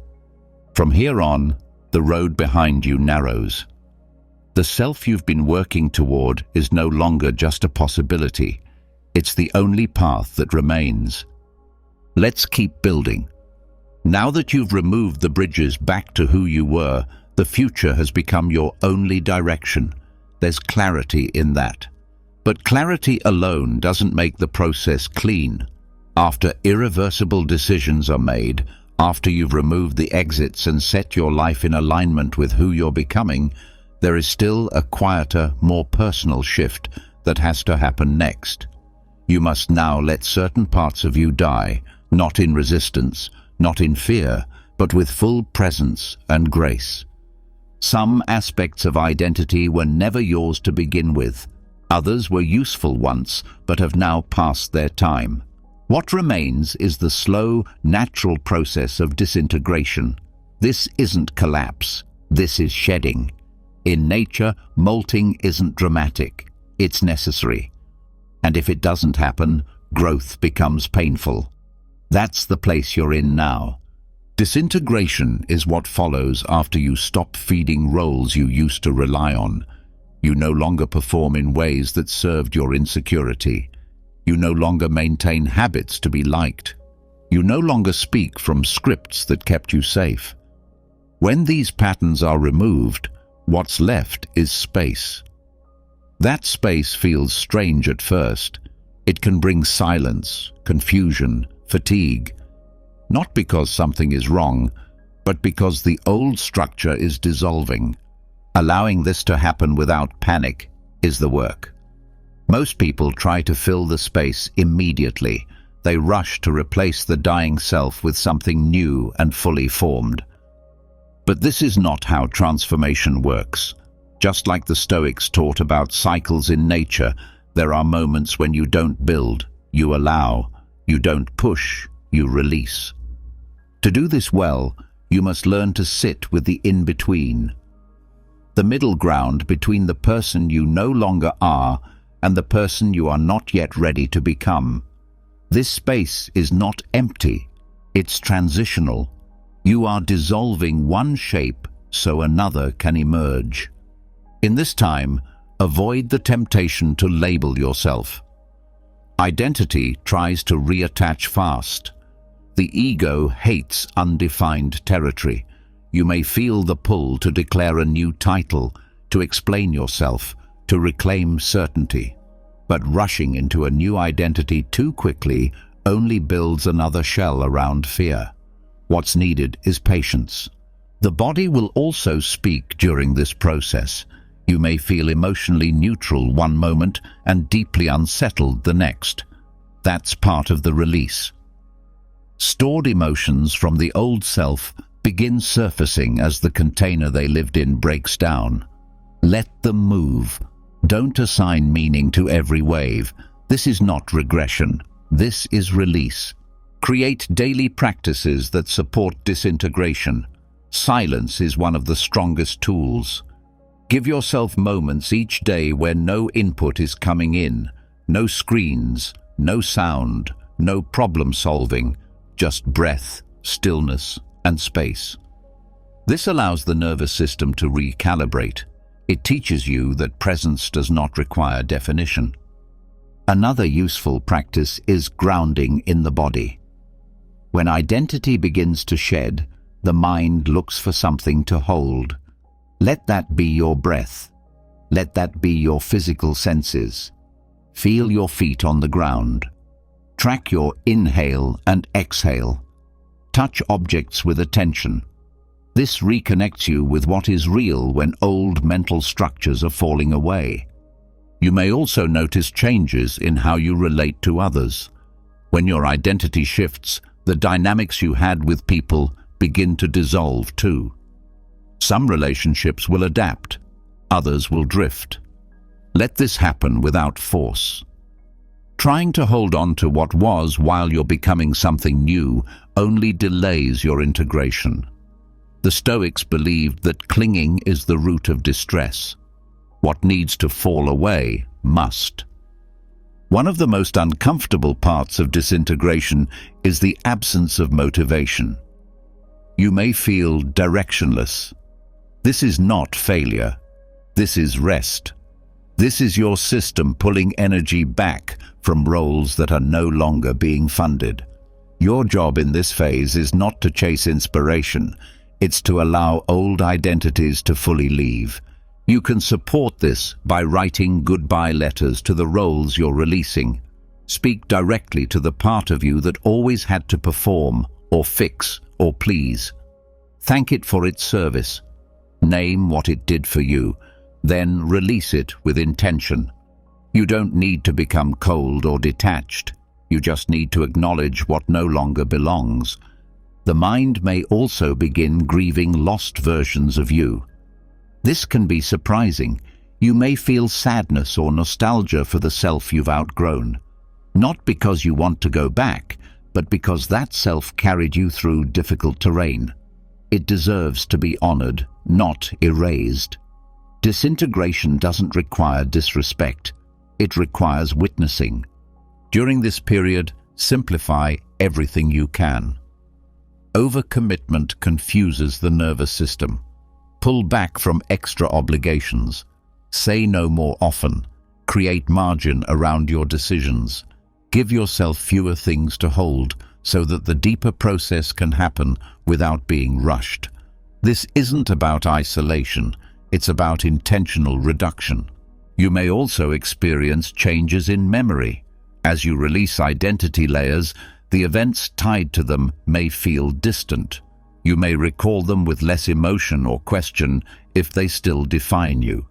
This is a sign of healthy disconnection. You're not erasing the past, you're removing it from the present. Structure helps guide you through. Use routines that don't depend on performance. Wake up at the same time. Move your body with care. Prepare meals with attention. Anchor your day to simple actions. These quiet rhythms give your nervous system a pattern while your identity reorganizes itself internally.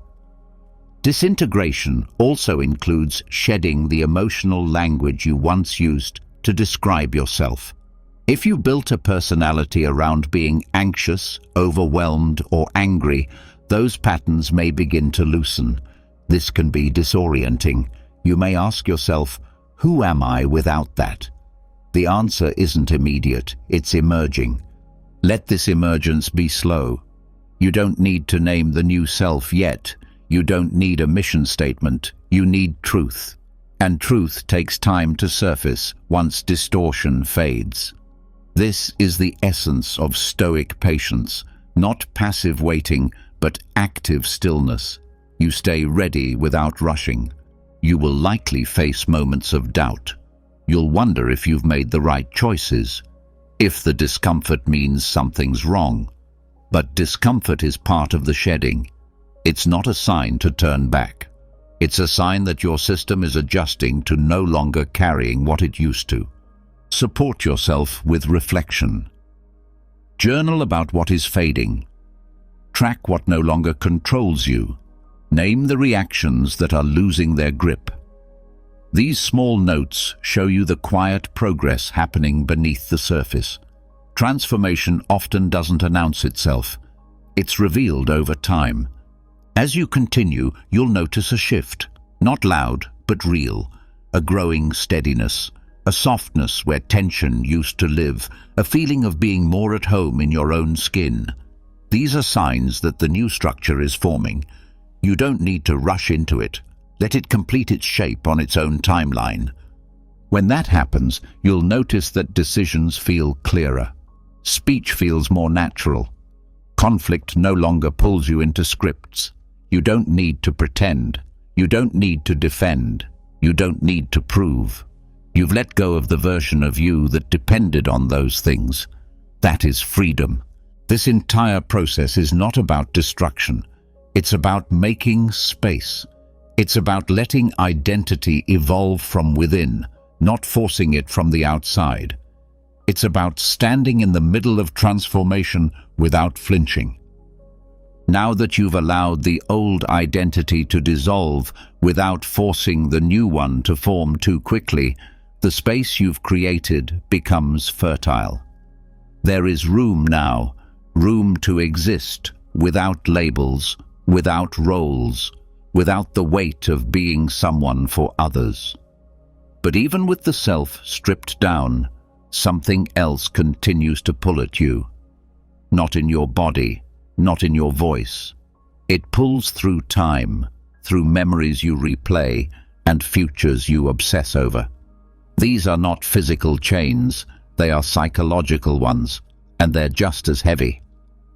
To move forward, you must now deal with time itself, not as hours or dates, but as the mental storylines that bind you to versions of yourself that no longer apply. These are the timelines you revisit when you're alone, the imagined failures that haven't happened yet but still shape your mood, the old conversations that still speak in your head, and the possibilities you chase so hard you forget where your feet are. This is where many people stall, not because they lack will, but because they're split across too many versions of themselves. The Stoics taught that control belongs only to the present, that anything outside your direct influence, anything in the past or the future, must be released. They didn't say this to deny reality. They said it to protect your peace. Psychological time is not your friend. It pretends to help you prepare or understand, but in excess, it quietly becomes distraction. You think you're being responsible by looking ahead. You think you're healing by looking back. But in truth, you're missing where life actually happens.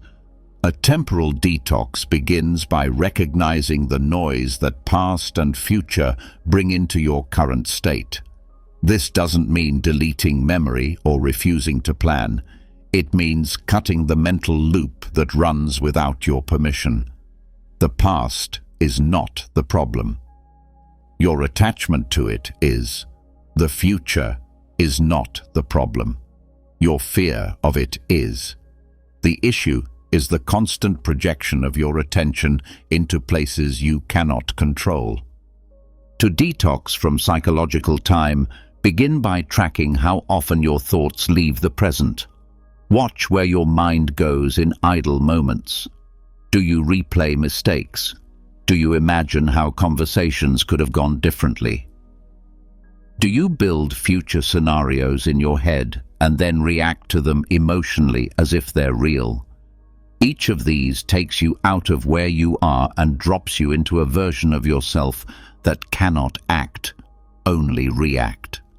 Break this habit with awareness first, not discipline. Catch yourself and name it. Past looping or future chasing. That moment of naming interrupts the cycle. Once interrupted, breathe. 3 deep inhales, 3 slower exhales. This isn't about calming down, it's about re-entering the present. Another part of this detox is simplifying language. The words you use reveal how attached you are to time. Phrases like, "I always do this," or "I'll never get there," carry time-bound beliefs. They act as quiet scripts. Replace them with present-based phrases. "Right now, I'm learning," or "Today, I'm acting differently." This language pulls your awareness out of story and into action. Also examine your relationship to goals. Many goals are designed around future identity, things you must reach, prove, or achieve. While direction matters, obsession with outcomes disconnects you from process. You begin to live for a finish line that never arrives. In a temporal detox, shift your focus to rhythm. Instead of "I have to finish," think "I return to this work today." The act becomes more important than the result. That's presence. The same applies to healing. Many people remain trapped in their past, not because of the pain, but because of how often they revisit it without movement. They use memory as a way to stay safe. They fear forgetting. But healing is not about remembering more, it's about holding less. You don't need to rehearse every moment to grow. Some stories can be retired without being erased. Presence doesn't require amnesia, it requires priority. To deepen this detox, reduce your dependence on time-based structures in your personal life. Not everything needs a deadline. Not every hour needs a label. Let some spaces remain open. Let part of your day unfold without a goal. It may feel inefficient at first, but what you gain is internal freedom. Without pressure, the nervous system softens. Without chasing, clarity appears. This also applies to conversations. Speak slower. Listen longer. Let pauses happen. Presence is contagious. When you remain fully here, others feel it. The conversation deepens. Connection sharpens.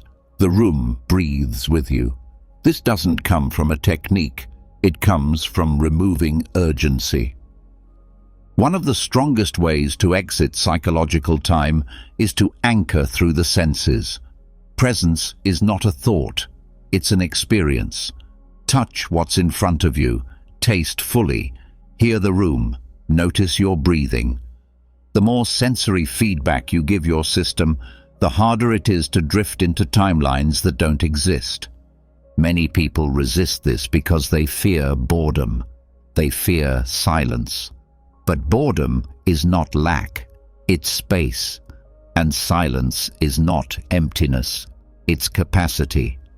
These are the conditions under which new insights arise. When you stop filling every second with old thoughts and imagined futures, you make room for what is real to surface. There's another benefit to this detox. You begin to see people as they are, not as your past experiences predict or your future expectations demand. You stop projecting onto others. You stop replaying old conflicts during present interactions. You stop interpreting moments through the lens of who you once were. Instead, you engage with what's actually happening. This is how relationships heal. This is how patterns shift. Letting go of psychological time doesn't mean you stop planning. It means you plan once and then return to now. You create structure but live inside the moment. You stop letting your nervous system think the future is happening today. That separation allows your energy to flow toward action, not fear. Even creativity changes under this shift. Instead of trying to create from pressure, you create from stillness. You no longer chase ideas, you receive them. You stop trying to force moments into form. You allow space, and something true emerges. Many breakthroughs happen not through effort, but through attention. And attention lives in the present. During this process, pay attention to emotional timing. Many feelings you experience are not about what's happening. They are echoes from past time frames or worries about what's ahead. When anger rises, ask if it belongs to now. When sadness comes, ask what moment it's tied to. This isn't about denial, it's about accuracy. When you locate the timeline of a feeling, you reclaim choice. You stop reacting to ghosts. Another part of the detox is exiting your imagined future self. While building vision is useful, obsessing over who you'll become creates stress. You begin to compete with a version of yourself that doesn't yet exist. This creates pressure, not progress. Presence doesn't mean you stop growing. It means you stop tying your worth to becoming something else. You let this moment be complete, even as you evolve. To reinforce this shift, introduce micro-pauses throughout the day. Before meals, before conversations, before decisions. Each pause is a return, a reset, a reminder that you are not your momentum. You are not your thoughts. You are not a timeline. You are here. This level of presence builds internal stability. You stop needing constant feedback. You stop needing to measure progress every moment. You stop treating life like a performance. Presence gives you access to your full self, not as a concept, but as a living experience. Eventually, this becomes natural. You begin to recognize when you leave the moment. You return faster.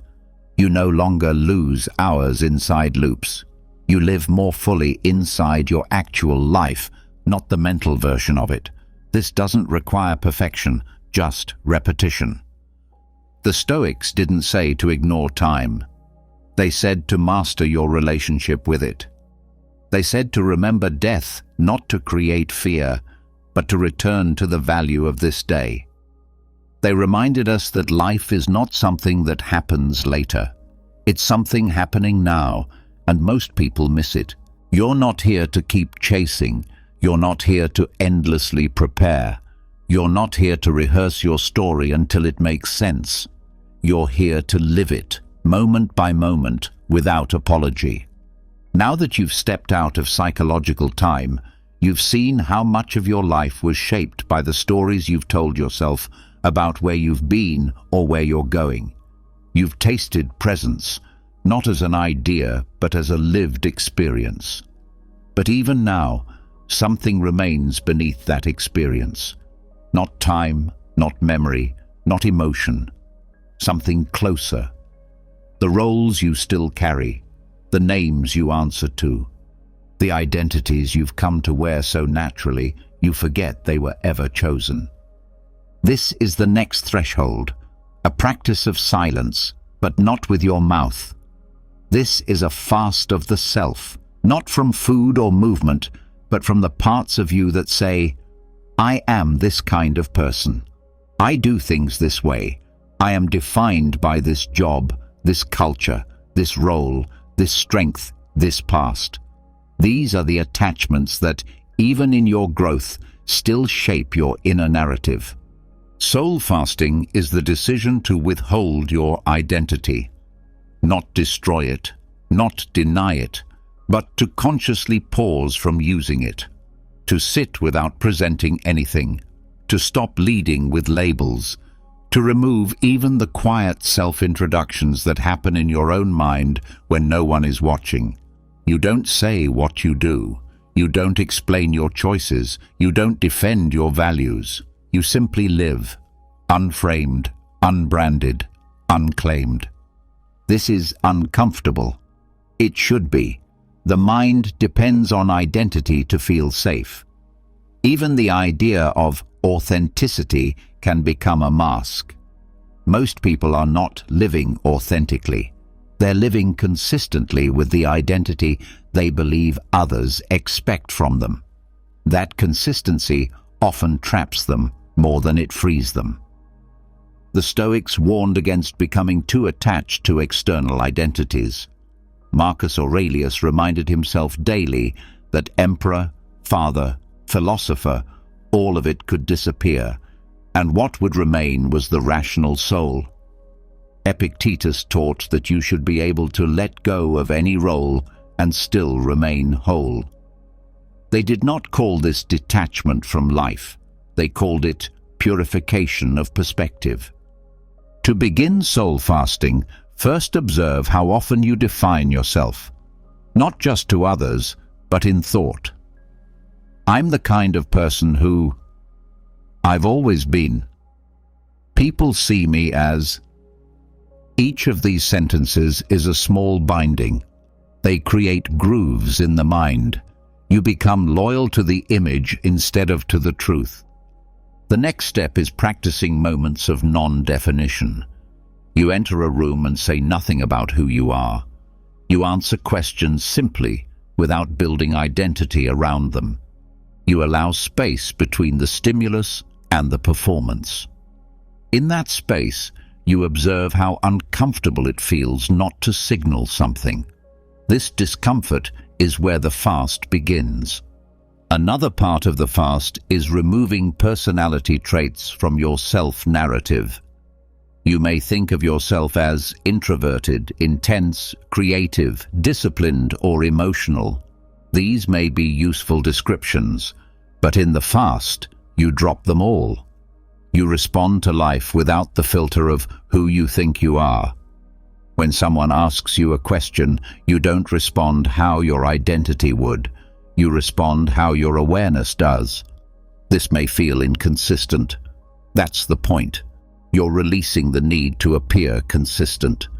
This practice deepens when you stop using your role as a frame. You don't speak as a parent, a leader, a survivor, a thinker. You speak as a presence, a human, a soul.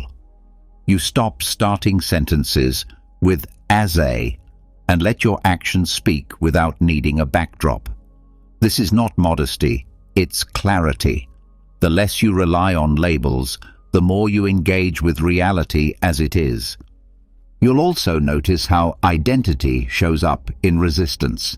When you feel insulted, ask, what identity is being threatened here?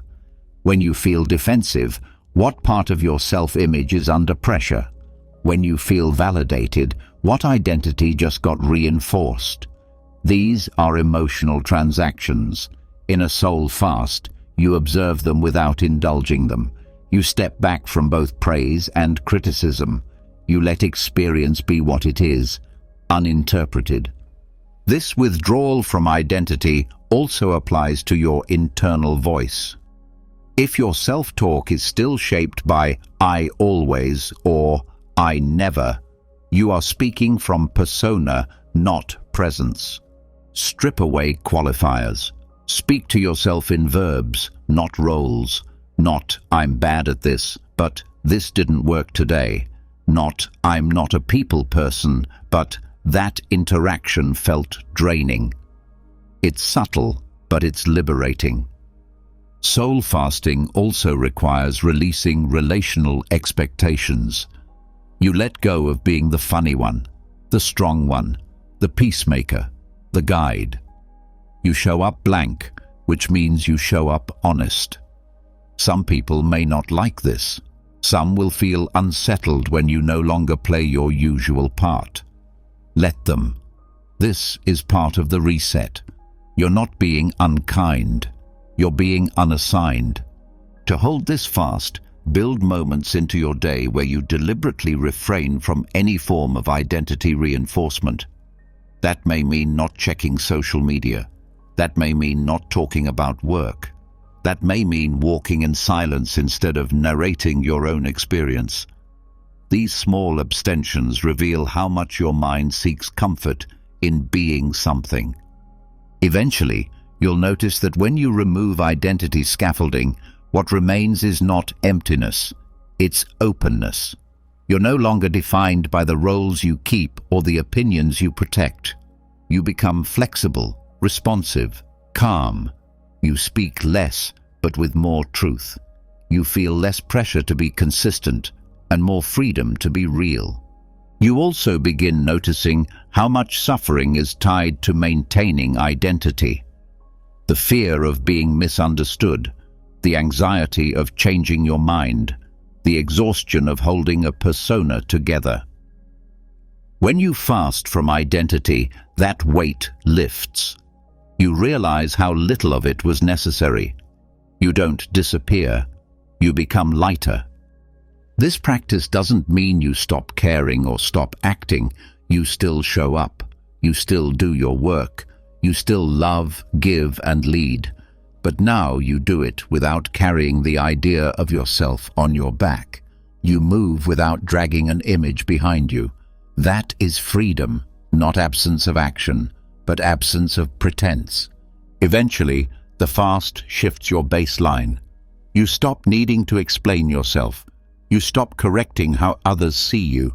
You no longer chase reflection. You let your presence speak for itself. And when identity is needed, for legal, social, or practical reasons, you wear it lightly. You no longer confuse the mask with the face. This is where true authenticity begins, not in declaring who you are, but in dropping the need to declare anything at all. You walk into life without the armor of definition.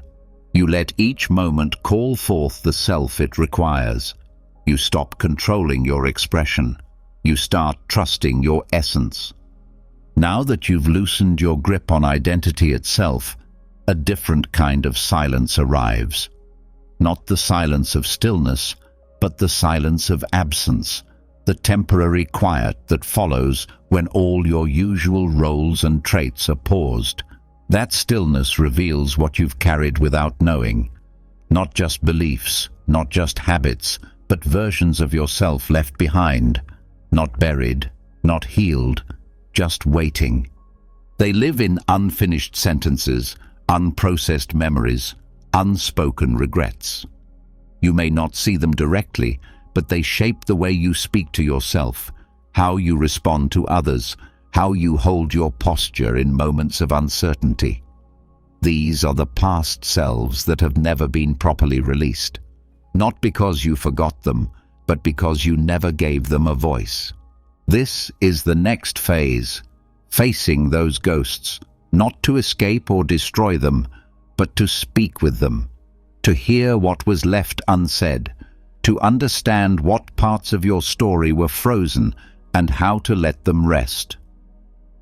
The practice is not mystical, it's grounded, it's clear, it's written.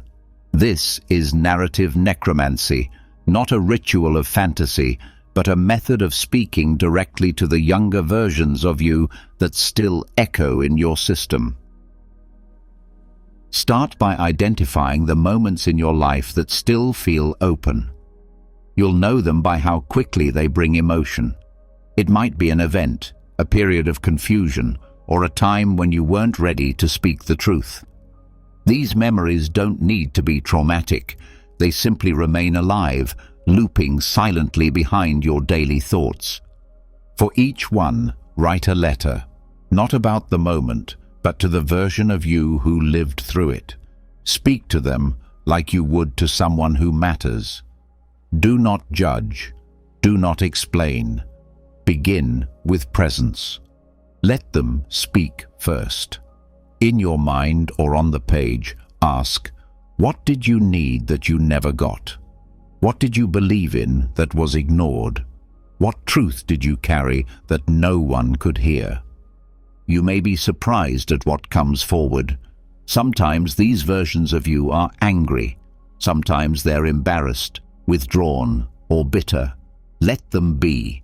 Your role is not to fix them, it's to hear them. Most past selves were abandoned in silence, not because you chose to, but because you didn't yet know how to stay. Now you do. Once the voice of that self is clear, write back. From the version of you that exists now. Speak without force. Acknowledge what happened. Don't over-apologize. Don't justify. Say what you've learned. Say what you can hold now that they could not. Tell them they are seen, that they are not lost, that even though they will not return, they are not forgotten. This exchange does not erase the past. It closes it. The open loop becomes a sentence with an end. A thread is tied. You are not carrying a child's grief in an adult's body anymore. You're giving it shape. And that shape allows release. Repeat this process for other versions of you. The one who made a mistake you've never fully forgiven. The one who gave too much. The one who never spoke up. The one who betrayed your own needs to feel loved. Speak to all of them. They do not need to be healed. They need to be heard. After each exchange, write a simple line to seal the interaction. A phrase that marks finality. Something like, "You can rest now," or "I've got this from here." Let that phrase become the emotional boundary that tells your nervous system, this version of me is no longer in charge. Over time, this dialogue will begin to shift your baseline. You stop reacting from wounded past selves because they are no longer trying to get your attention. They've been acknowledged. They've been integrated. You begin to feel more whole, not because every wound is gone, but because every voice has been welcomed. This work is delicate. Be patient. You may feel grief after writing. That's normal. It means something has been released. Take time afterward to ground yourself. Breathe slowly. Touch something physical. Speak aloud something true about who you are now. This helps your system reset after deep inner work. You can take this further by identifying patterns in your old selves. What belief did they share? What fear? What lesson were they trying to teach you through their mistakes? When you find the common thread, you gain access to a deeper truth. Many of your past selves were not broken. They were early attempts at becoming you. They were incomplete drafts, and just because they were unfinished doesn't mean they were wrong. This recognition allows you to treat your past with compassion. You stop seeing younger versions of yourself as embarrassing or shameful. You begin to see them as necessary. Every one of them tried, in their own way, to survive, to love, to find meaning, even if they failed, even if they made choices you would not repeat. That compassion opens the door to integration. You don't need to carry their pain, but you can carry their strength. The version of you who endured rejection holds persistence. The one who took the wrong path holds curiosity. The one who stayed silent holds patience. Take what was useful, leave what was heavy. This is the gift of narrative necromancy. It doesn't make your past disappear. It teaches you how to walk with it. You become the narrator, not the character. The one who writes the story forward, not as a reaction to what happened, but as a continuation of who you've chosen to become. You can deepen this practice by creating a timeline of your life, marked not by events, but by turning points of identity. The first time you felt misunderstood, the first time you felt powerful, the moment you stopped believing something, the moment you started pretending. These are the chapters. For each one, ask, what part of me was born here, and what part never made it out? When you identify these moments, create a visual symbol for each, an object, a drawing, a phrase, not to decorate your space, but to remind your mind, I have lived many lives, and I am not any one of them. This reorients your sense of self. It expands your narrative. You are no longer trying to prove something. You're remembering that your story has depth. From here, your way of speaking about your past also changes. You stop saying, that's just who I was. You start saying, that was a version of me learning something I hadn't learned yet. That shift removes judgment. It builds maturity. You begin to treat yourself like someone you're still getting to know, not someone you need to defend or explain. In relationships, this process helps you show up more clearly. You stop reacting from the pain of a version of you that didn't feel seen. You stop projecting old needs onto new people. You start responding from your current clarity. And when triggers arise, you can say, this isn't about you. This is a part of me I'm still speaking to. That level of self-awareness prevents unnecessary damage. It opens space for intimacy. Narrative necromancy isn't just inner work. It affects how you lead, how you love, how you listen. When you've made peace with your past selves, you stop needing others to validate you. You become the one who knows your story. You become the one who holds your truth. And when the time comes to let go of a part of yourself again, you don't fear it. You've done it before. You've spoken to the ghost. You've learned what they carried. You know how to say goodbye. Now that you've spoken to the parts of you that were waiting to be heard, a kind of wholeness begins to settle. Not loud, not triumphant, just steady. But even after these inner conversations, something else still fills the background. Not noise from others, not distractions from the world. It's the constant hum of thought, the chatter of interpretation, prediction, commentary, the voice that narrates every hour, even when there's nothing to say. This voice seems like you, but it's not. It's your script, and it's time to stop listening to it. Silence is not absence. It is presence without narrative.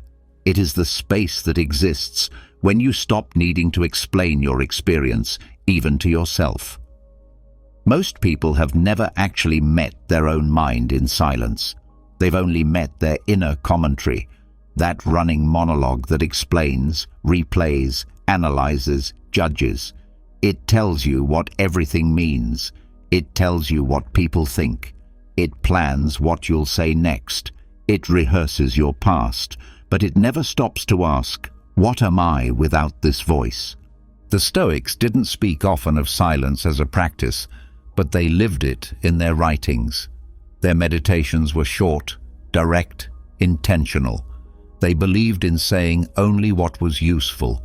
In modern terms, silence becomes not just restraint, but transformation.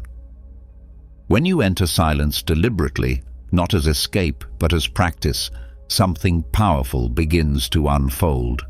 You begin a silence practice not by avoiding sound, but by withdrawing from response. You stop reacting to every thought as if it needs action. You don't suppress. You simply let the mind speak and say nothing back. This is not meditation in the formal sense. It's observational detachment. You become the witness instead of the participant. At first, this feels strange. Most people are used to filling every gap with activity or internal dialogue. You walk into a room and immediately start labeling everything. You meet someone and begin crafting a story about who they are. You sit in solitude and immediately start explaining your day to yourself. This is not presence. This is mental noise disguised as awareness. When you step into intentional silence, you begin to notice just how constant that noise is, and you start to see how much energy it consumes. The brain burns resources trying to make sense of every moment before it's even over. It can't rest. It can't receive. It's always evaluating.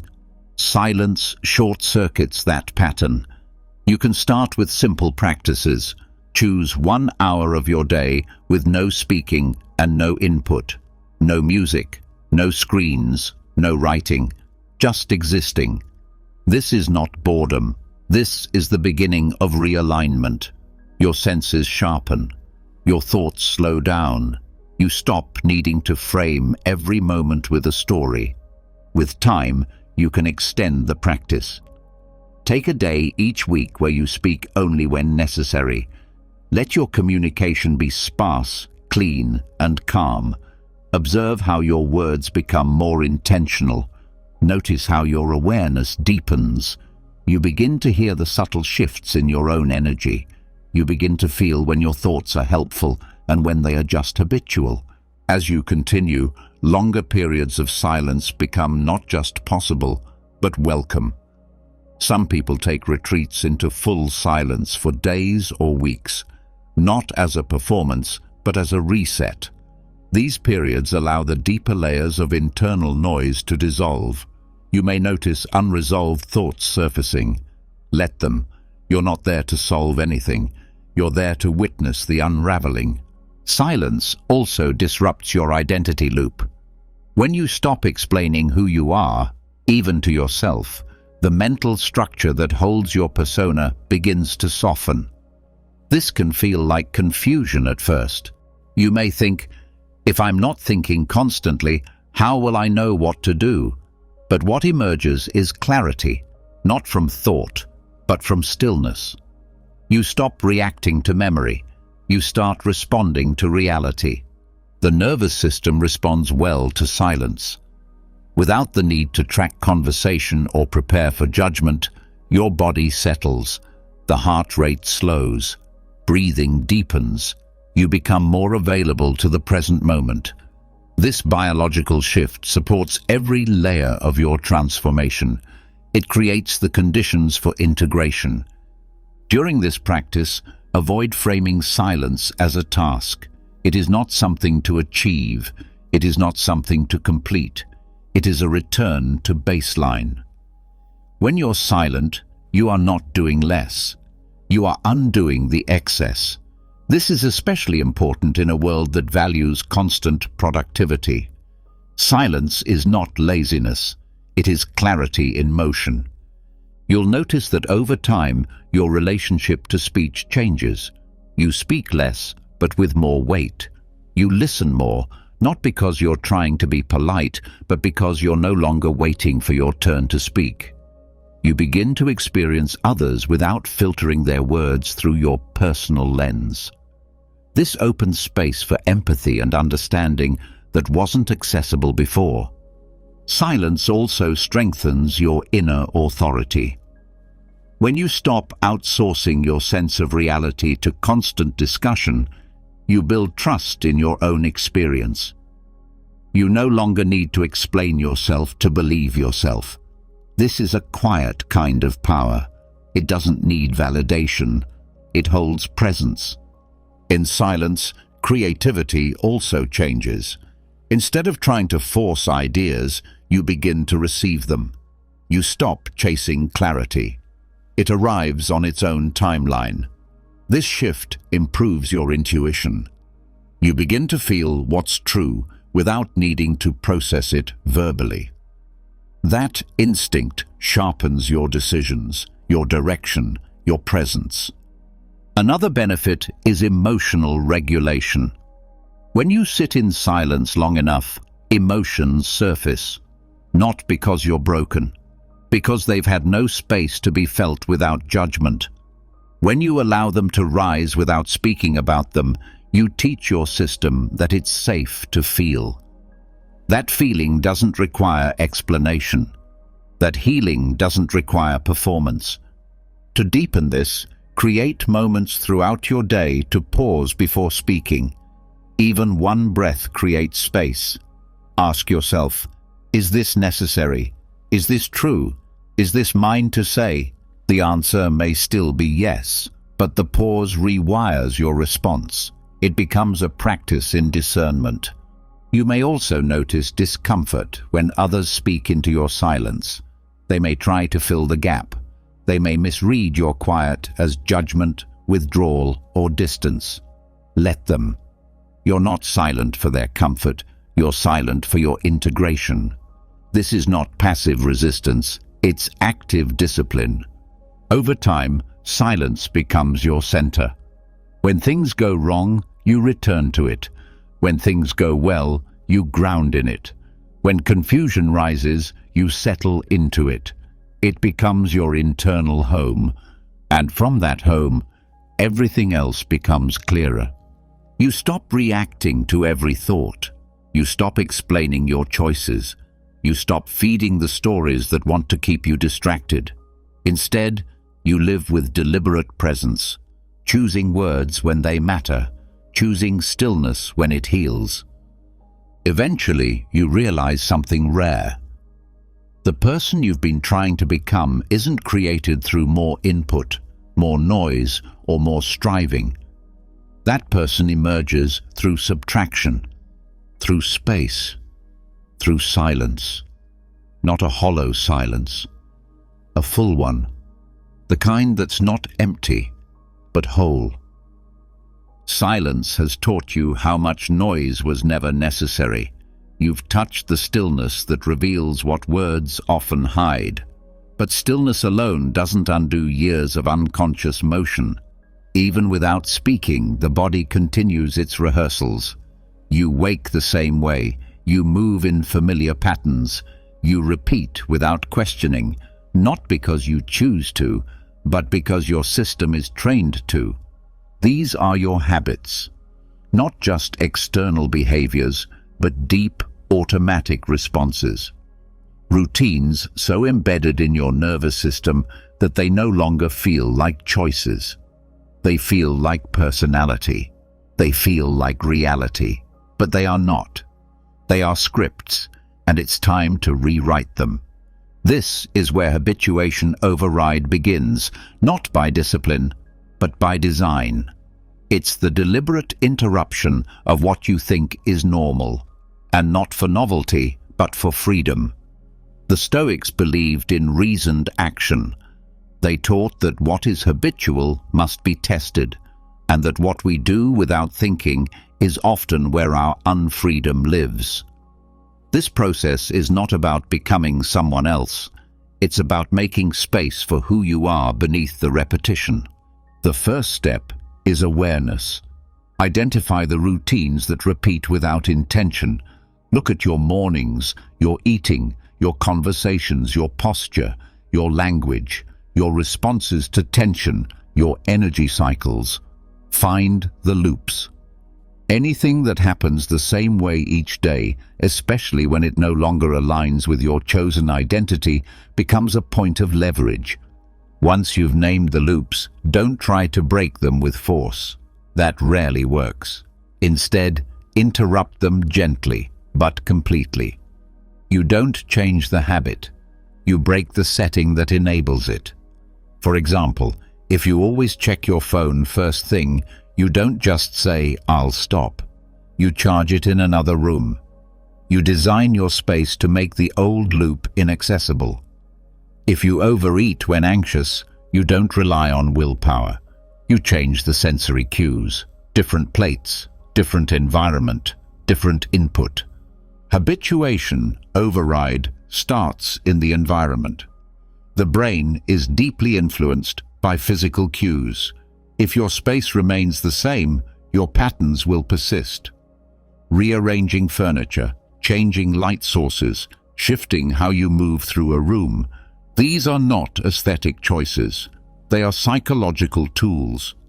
A new environment tells your nervous system the script has changed. You also override habit by changing sensory triggers. The music you listen to, the scents around you, the textures you touch, these all inform your emotional state. If every day begins with the same playlist, your brain starts associating that sound with a predictable mood. Introducing new sensory inputs can disrupt that. Try silence in moments you'd usually use sound. Try unfamiliar sounds where you'd expect calm. Break the cue-response connection. Another layer is time patterning. You likely do things at the same time every day, not because it's necessary, but because your system expects it. Wake up earlier. Delay routines. Change the sequence of your actions.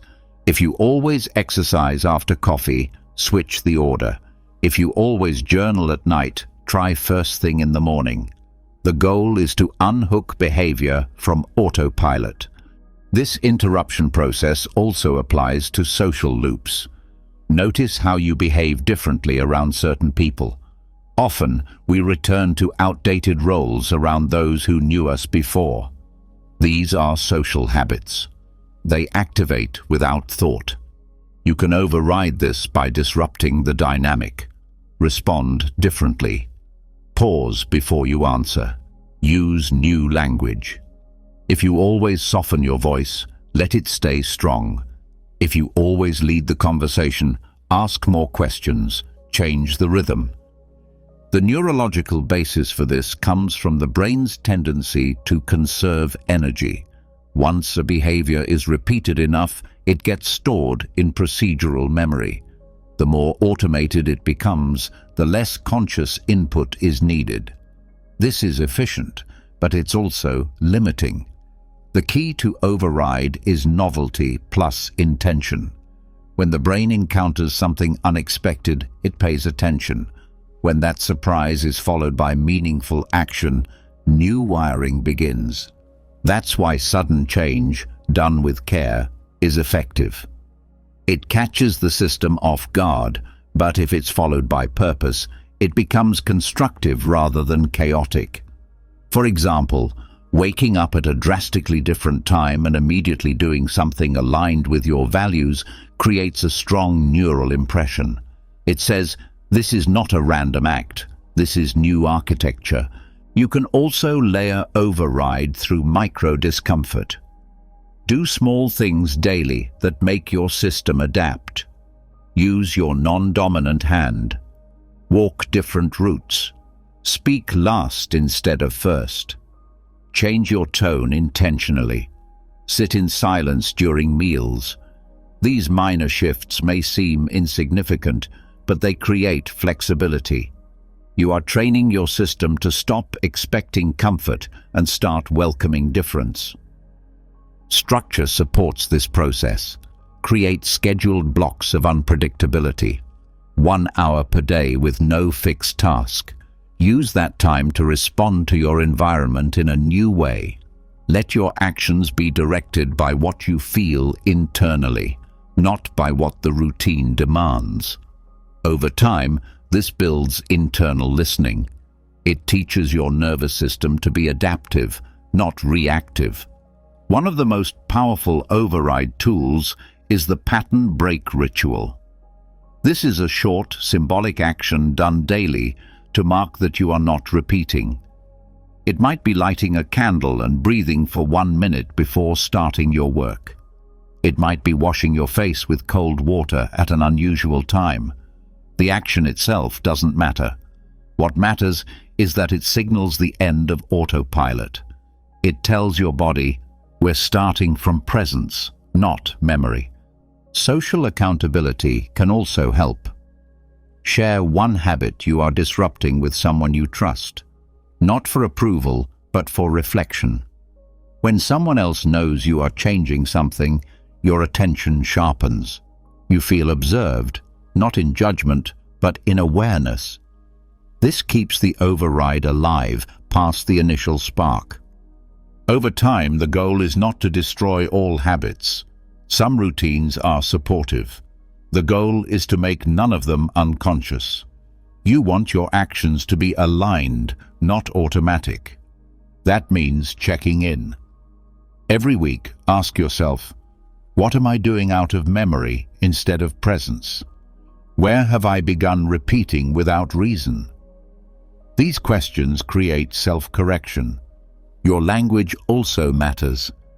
The way you describe your actions reinforces or rewrites the pattern.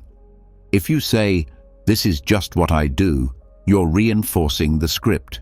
Instead say, "This is what I'm choosing today." That single shift puts the decision back into conscious control. It rebuilds agency. Another useful method is substitution. Instead of just removing a habit, replace it with a behavior that reflects your current values. If you usually reach for distraction, replace it with breathwork. If you habitually react with sarcasm, practice asking a direct question instead. The nervous system learns through repetition, but repetition must be paired with meaning to create lasting change. To reinforce these changes, use visual cues.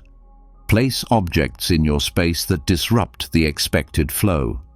A note on your mirror, a different centerpiece on your table, a change in wardrobe color. These external changes affect your state. They act as physical reminders that you are not in yesterday's script. As the override continues, you will notice that certain internal states begin to dissolve. Anxieties tied to outdated routines fade.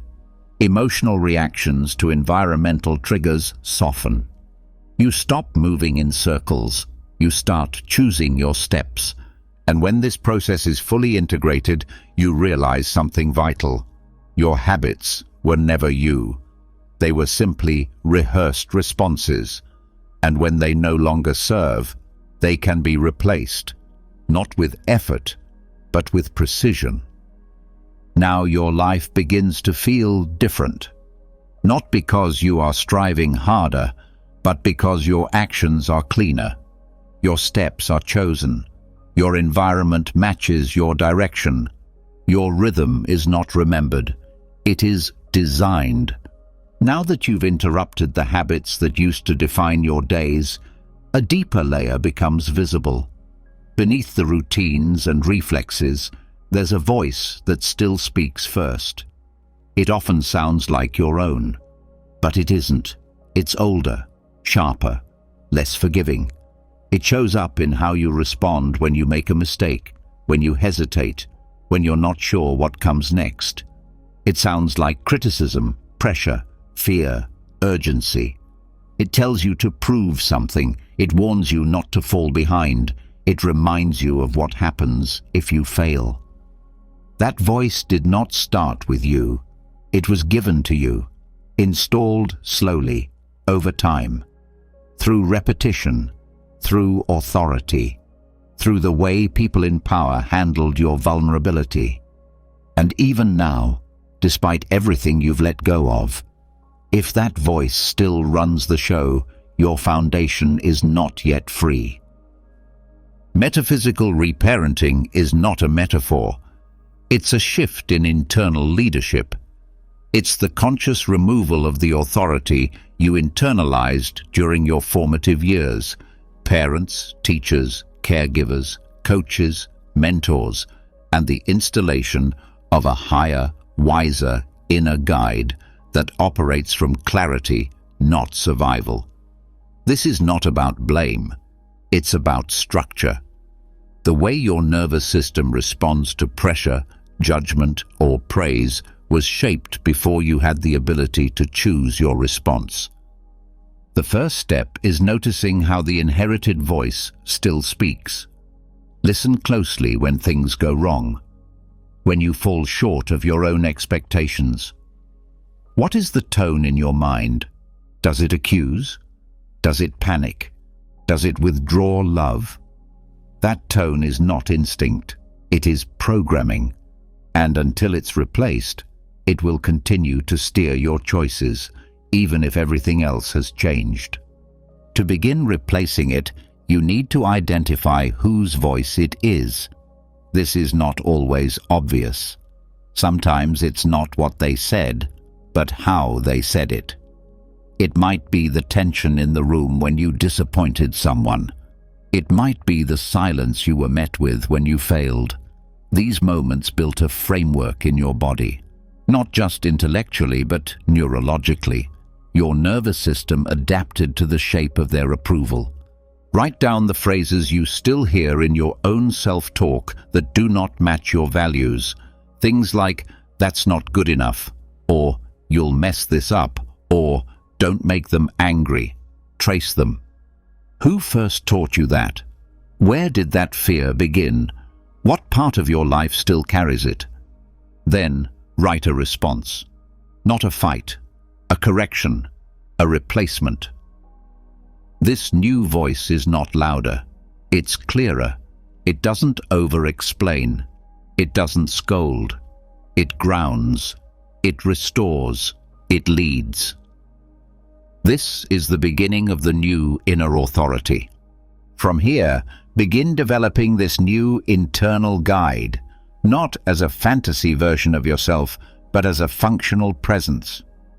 Ask, how would someone speak to me if they deeply wanted my growth, not just my performance? How would they speak when I fail, when I hesitate, when I'm lost?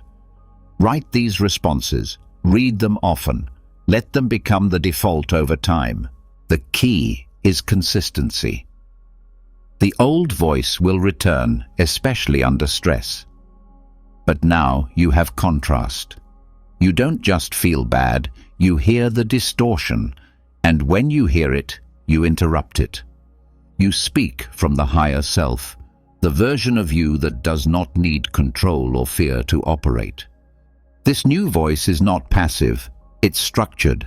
It holds standards, but it does not shame. It does not isolate. It says things like, "You're not there yet, and you're not expected to be." It says, "That wasn't right, but now you know better." It says, "Try again," not to be perfect, but to be clear. Over time, your system begins to trust this tone. Your muscles relax. Your breath deepens. You stop flinching at your own reflection. Another step is choosing language that reinforces the guide. Avoid phrases rooted in punishment or threat. Use language that acknowledges the present and invites correction. Replace "I'm always messing this up" with "This is what I'm learning to handle." Replace "I can't do anything right" with "I'm practicing this until it becomes natural." Language matters. Your subconscious listens carefully. You also reinforce this voice through physical behavior. Posture is a signal. If you slump in defeat, the old voice finds its way back in. If you stand with steadiness, breathe with rhythm, walk with presence, your body begins to mirror the new tone. You're teaching yourself safety through movement. It helps to assign an image or phrase to this inner guide, not to worship, but to connect. It might be a symbol, a person, a fictional character, or a memory of someone who led you well. This symbol becomes an anchor. In moments of stress, you call on it. You ask, "What would that guide say now?" And then you act from that answer, not reaction, but response. Over time, this becomes internalized. You no longer need to pause.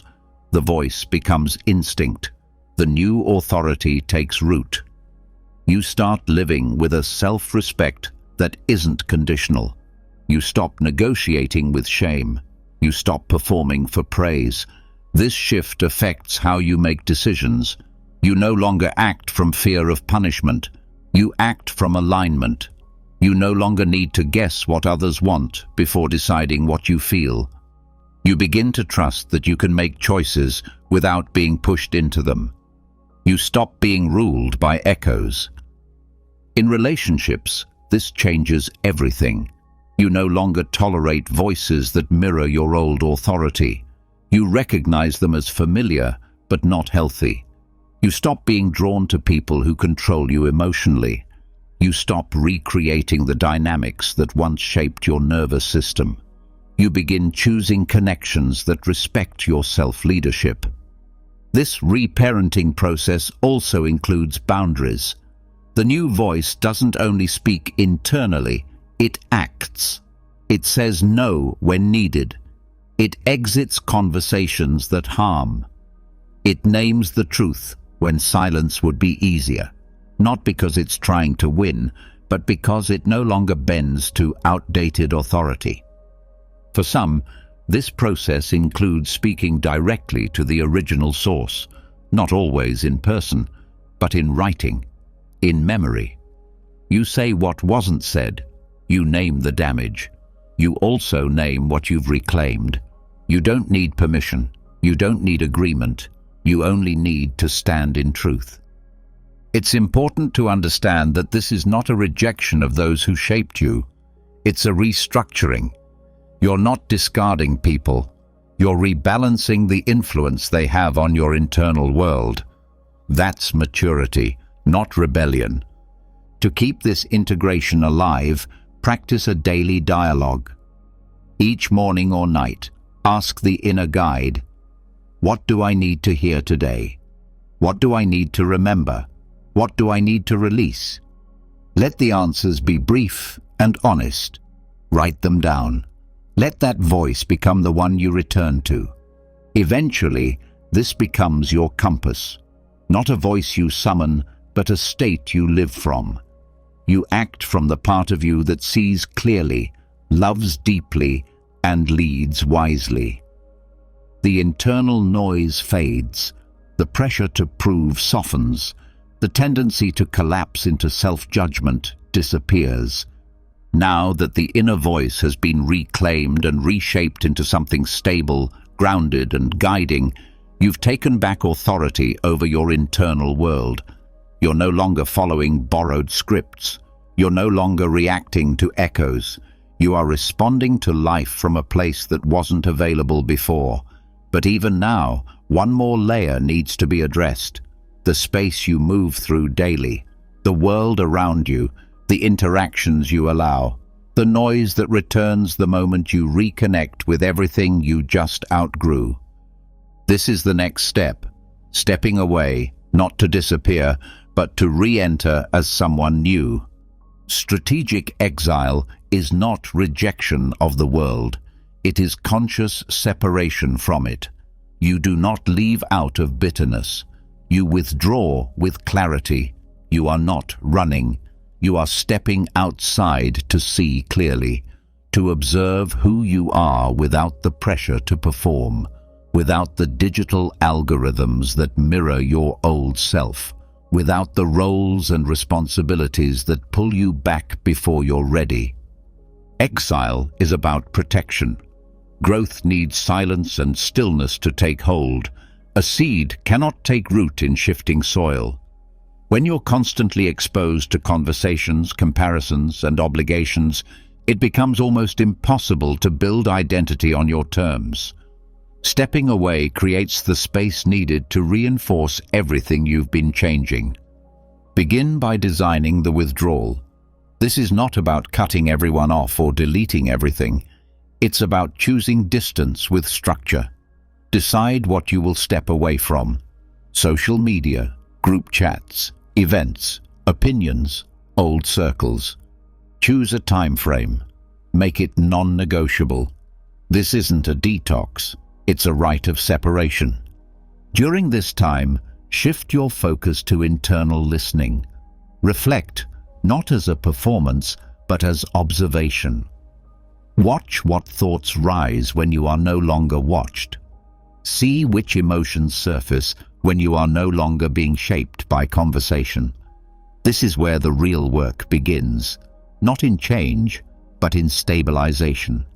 In exile, you start to notice which parts of your life depended on being seen, which actions were sincere and which were part of a role. You may feel a sense of loss. That's normal. You are dismantling your public self. You are watching it dissolve layer by layer. Do not resist that feeling. welcome it.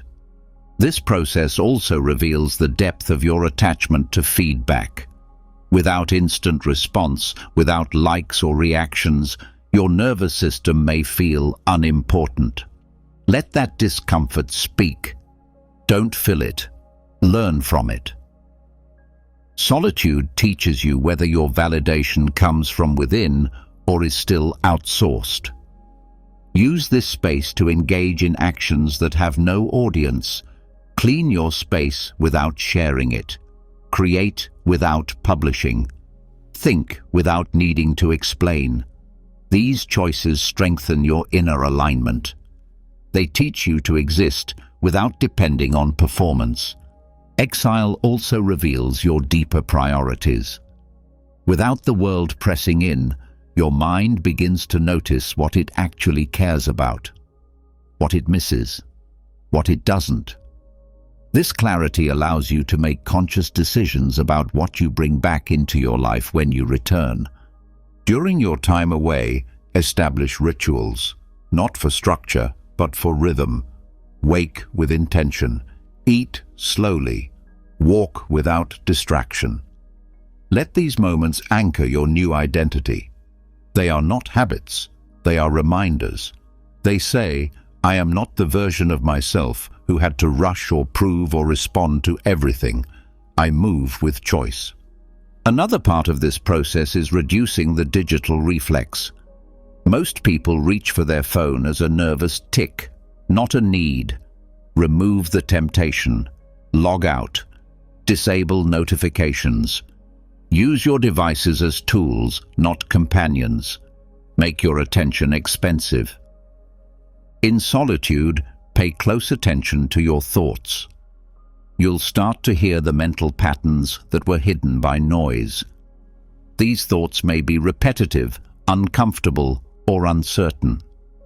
Let them move through. Do not grab them. Do not resist them. Simply observe. Journaling during this time can help clarify what's real, but journal as inquiry, not performance. Don't try to summarize your experience for future sharing. Just write what you see. Track shifts in energy, mood, and clarity. This is not about content.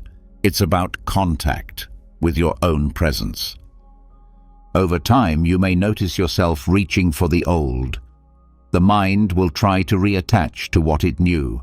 This is a test of your new authority. You no longer belong to those dynamics. You are creating new responses. If old roles try to return, pause. Remind yourself, that version of me is gone, not in hatred, in peace. Exile also invites you to forgive. With distance, some stories soften. You start to see people with more compassion, or you begin to see where you no longer need to hold connection. Let clarity guide your next steps, not emotion, not guilt, just alignment.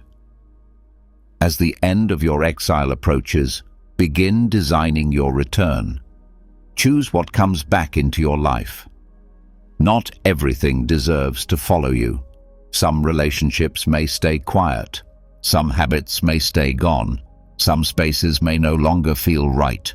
You do not owe your past a perfect goodbye. Re-entry should be gradual. Start with intention. Let the first things you return to reflect your values. Speak less. Move slowly. Listen more. Let people meet the new version of you through your energy, not your announcement. You do not need to explain your transformation. You only need to live it. You'll notice which people respond to your shift with respect and which try to pull you back. Let that teach you. Your return is not about rejoining the noise. It's about creating a life that matches your inner work. Anything that doesn't support that is optional. Exile and return is not a one-time process. You may step away often. Each time you return stronger. Each time you refine your voice, your rhythm, your focus. You learn that solitude is not isolation. It's recalibration. In time, this rhythm becomes natural. You no longer fear stepping away. You no longer panic in stillness. You trust yourself to be your own reference point. That self-trust becomes your anchor in every room, every relationship, every new direction.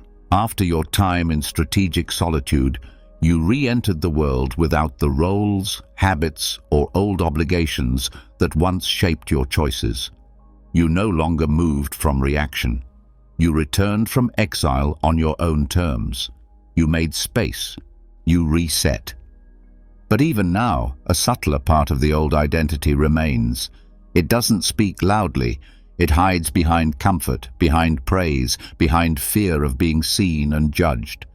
This is the ego, not in the inflated sense, but in the fragile one. The part of you that still wants control over how you are received. The part that resists exposure, not because it's proud, but because it's scared.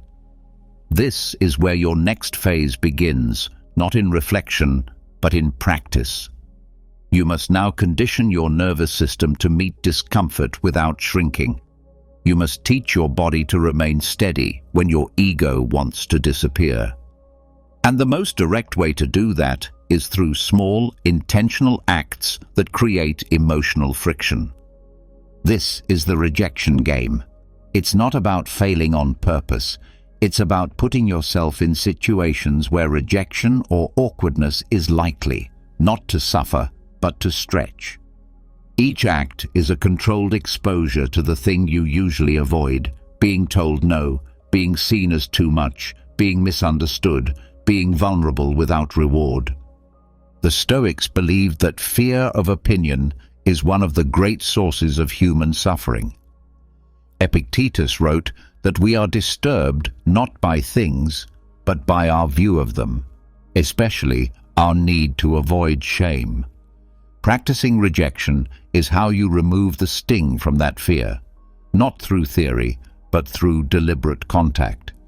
You begin by setting small daily challenges designed to trigger your protective response. Ask for something you don't expect to get. Share an opinion without hedging. Stand still in silence when you'd normally speak to fill space. Offer a compliment with no expectation. These are simple, but they activate something deep. Your body tightens.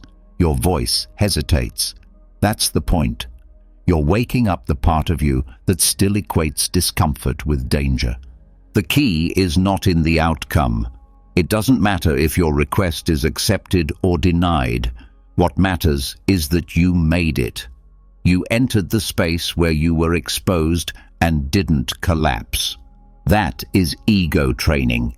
You are teaching your system to hold steady when the usual defenses don't work. You can track this work like a workout. Create a journal for discomfort. After each challenge, write what you did, how it felt, what came up, and what you learned.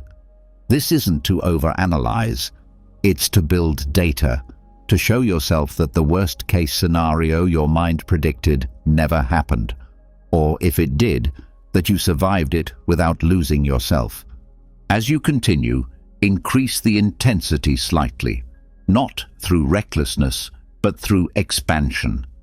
If you fear interrupting, practice speaking first. If you struggle with eye contact, hold it longer. If your discomfort is in asking for help, start with small requests, then build. You're not proving anything, you're stretching capacity. Rejection becomes less about approval and more about tolerance. You begin to see it as a moment of feedback, not a threat to your value. Someone says no, and your body doesn't flinch. They ignore you, and your rhythm stays intact. You feel embarrassment, but you don't try to run from it. This is emotional strength, not toughness, but range. Another part of the game is deliberate awkwardness. Do something mildly uncomfortable on purpose. Ask a strange question. Wear something unusual. Sing quietly in public. These aren't stunts. They're micro-tests. They show you that discomfort is survivable. And when you no longer need to protect your image, you gain access to new forms of freedom. Your relationships shift as you do this. You stop editing yourself. You start telling the truth. You ask questions you used to avoid. You no longer need to be liked by everyone. You stop apologizing for your existence. This creates space for deeper connection, because people can feel when you're not hiding. Ego death is not about humiliation. It's about stepping out of the performance of perfection. It's about letting go of the version of you that tries to manage perception, the one that smooths every edge, the one that fears mess. Rejection training teaches you that you can be seen as flawed and still remain whole. You'll also begin to spot the social systems that kept your ego intact, the people who flattered you just enough, the environments where you always won, the roles where you never had to grow. These systems lose their appeal. You stop craving comfort. You start craving growth. At this stage, your inner dialogue also changes. The voice that once said, "Don't do that, you'll look stupid," now says, "Try it and see who you become." That voice used to keep you safe. Now it keeps you small. Replacing it is not loud. It's quiet courage, daily, subtle, real. You can also add structure to your practice.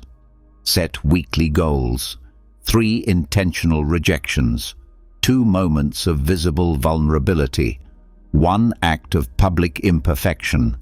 Track the patterns. What are you still afraid to show? Where does your voice still tighten? These questions reveal the parts of you that are still waiting to be released. Eventually, you will begin to seek these moments, not because you enjoy discomfort, but because you understand what lives on the other side of it. You become less attached to comfort, less reactive, more alive.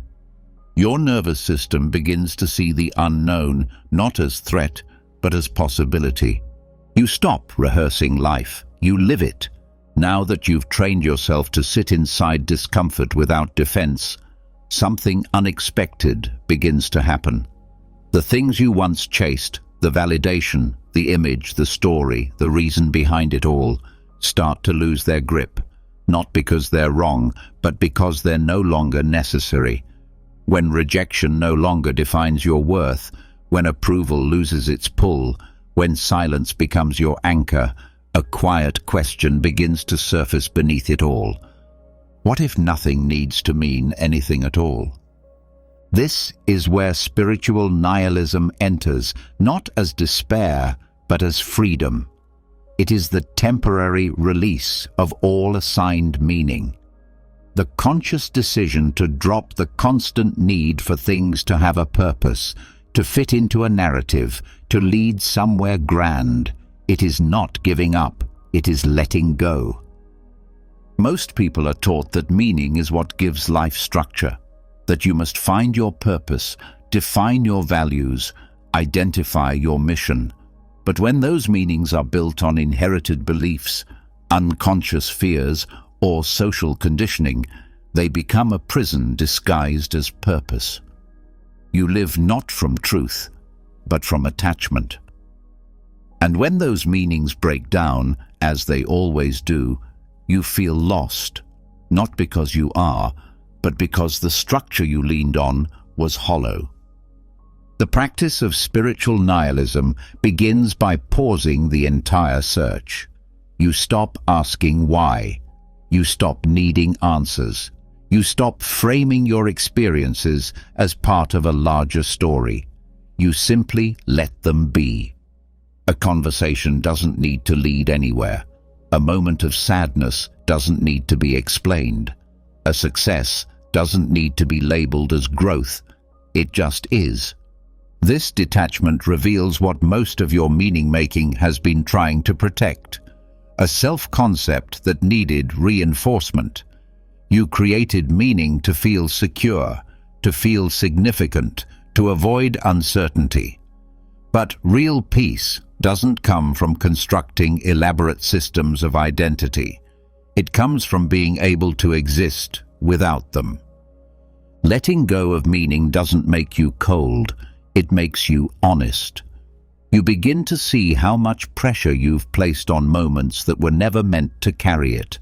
You stop demanding that life teach you something every time it hurts. You stop turning every connection into destiny. You stop needing everything to make sense. You stop interpreting every emotion as a signal to be decoded. Instead, you begin to experience life without filter.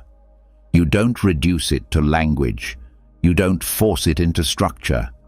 You let experience arise and pass without placing it on a scale of significance. You walk, breathe, eat, rest, not as part of a plan, but because these things are what this moment offers. This isn't detachment from reality.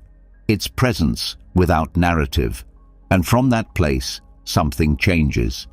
You stop fearing loss. You stop clinging to identity. You stop needing to be seen a certain way. You become more available to life, to others, to truth. It also shifts your relationship to time. If nothing needs to lead anywhere, then now becomes enough. You don't rush to the next task for a reward. You don't revisit the past looking for patterns. You exist inside the day as it is, without asking it to mean more than it does. That simplicity is clarity. In practice, this can look like moving through a full day without assigning significance to anything you do. You wake, move, act. Not because it proves anything, not because it adds up to something, but because it's what's here. You drop the internal dialogue that says, "This means I'm evolving," or "This shows I'm falling behind." You simply live. This also applies to your spiritual life. Many people take comfort in belief systems that explain everything, that assign value to every pain, every outcome. But sometimes those systems become more about control than connection. In spiritual nihilism, you let even that go. You say, maybe there is no reason, maybe there is no higher order, maybe this is just what is. And in that release, you stop resisting what is real. You allow life to be raw, uncurated, unjustified. You find rest not in faith, but in presence, not in answers, but in awareness. This temporary state is not permanent emptiness.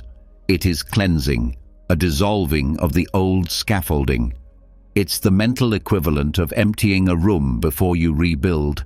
You do not stay here forever, but while you're here, you discover that your fear of meaninglessness was really fear of identity loss. And when that fear dissolves, space opens. In that space, you begin to trust experience directly. Not because it confirms something you already believe, not because it fulfills your expectation, but because it's happening and you are with it, fully, without filter. This changes how you connect. You stop trying to define your relationships. You stop asking where it's going, what it means, who you are in it. You just show up, and in doing so, you stop projecting roles onto others. You stop using connection as validation. You stop needing people to serve your story. They simply exist beside you in shared experience. This state also reveals how often meaning has been used as avoidance. When something feels difficult, we try to give it purpose to make it easier. But pain doesn't need a reason to be real. It doesn't need to justify itself to be valid. When you allow discomfort to exist without trying to explain it, your capacity to feel expands. You're no longer managing your emotional life, you're living it. Over time, you'll see how much meaning was imposed, not chosen. You were told what matters. You were taught what success looks like. You inherited timelines, definitions, rules. In this space of meaninglessness, you see them for what they are, tools, not truths. You stop following them blindly. You stop resisting them violently. You let them fall apart, and in their place, you stand. Neutral, aware, whole. When meaning no longer controls you, you're finally free to create something true. Not from fear, not from urgency, but from stillness. You can begin to shape a new story, but now you know it's a story. You're not trapped in it. You're the one telling it. And if it stops serving, you can release it again. This cycle of dissolving and rechoosing becomes your rhythm. You no longer fear the collapse of belief, of structure, of narrative. You welcome it, because now you understand what it gives you: clarity, space, peace. After stepping into the silence of meaninglessness and allowing identity to dissolve, a strange clarity begins to emerge. You see how much you were carrying that didn't belong to you. You see the stories that shaped you and the need you once had to make everything fit into a system. And without all that weight, you start to feel lighter, but also more sensitive. Subtler patterns come into focus, not just thoughts or emotions, not just memories, connections, invisible threads that still pull at your attention, drain your energy, and quietly shape the way you move. These aren't always logical, they're not always conscious, but they're real, and you can feel them. This is where the work turns inward again, into the spaces most people never name, into the energetic residue of relationships, places, and events that continue to live inside you, even though they're no longer physically present. These are the ties that keep the old version of you alive, the chords you didn't mean to keep intact, the echoes that replay not through words, but through sensation. Psychic hygiene is not mysticism. It's maintenance. Just like the body needs rest, just like the mind needs silence, your energetic system needs clearing. Because without it, you remain bound to identities that no longer serve you. Not because you want to be, but because you haven't let go all the way. Begin by sensing where your energy still lives outside of you. When you think of certain people, do you feel tightness, pull, confusion? When you remember certain spaces, does your breath change? Do you feel a shift in your body, even if the memory is faint? These are signs of attachment. You don't need to believe in energy to notice this. You only need to pay attention to how your system responds. Once identified, write down a list. Not to judge, not to solve, just to name. Who still holds part of your energy? Who still lives in your nervous system? It could be someone from a decade ago.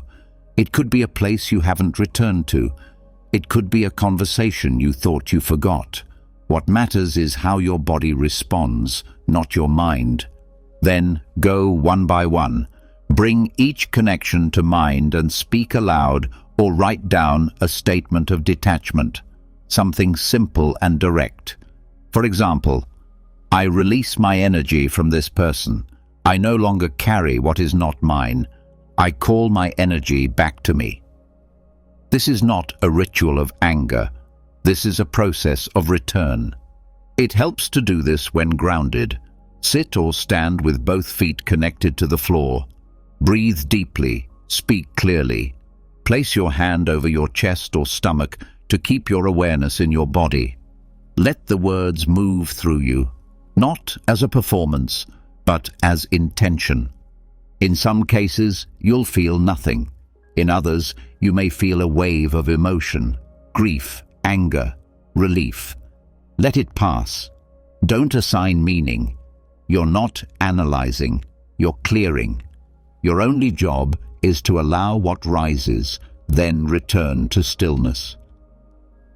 Physical movement also supports this process. Shaking, stretching, or cold showers can help release what the body is holding. Energy often clings to muscle tension, posture, and breath patterns. Movement, creates an exit path. Use it. Another part of psychic hygiene is cleaning your environment. Some objects carry weight: clothes from old roles, gifts from people you've detached from, items connected to outdated identities. You don't need to throw everything away, but you must decide what still serves. Ask, does this reflect who I am becoming? If not, let it go. Donate it, repurpose it, burn it if needed. This is not symbolic, it's practical. You're removing anchors. Be aware of digital attachments too. Old messages, photos, emails, accounts, online spaces that you no longer align with but continue to scroll through. These are portals that pull you into past versions of yourself. Close them. Archive. Delete. Mute. Not as avoidance, but as closure. Energetic detachment also includes setting new boundaries. If certain relationships continue to pull at your energy, not through direct harm, but through unresolved dynamics, consider distance, not punishment. Clarity. You are allowed to protect your focus even from familiar people, especially from them. Part of this work is emotional honesty. If someone comes to mind over and over and you've already ended the relationship, ask yourself what you're still holding. Is it resentment? Guilt? Hope? Speak to it. Name it. Then let it move. You don't need to resolve everything. You need to stop carrying what won't change. This work isn't only about removal, it's also about restoration. After detaching, spend time calling your energy back. Sit quietly and say, I call back my attention, my presence, my power. I let go of what is not mine. I stand in what is. Repeat this often, not for magic, for alignment. You'll begin to notice shifts. You'll feel less scattered, more whole, more rooted. People may sense it too.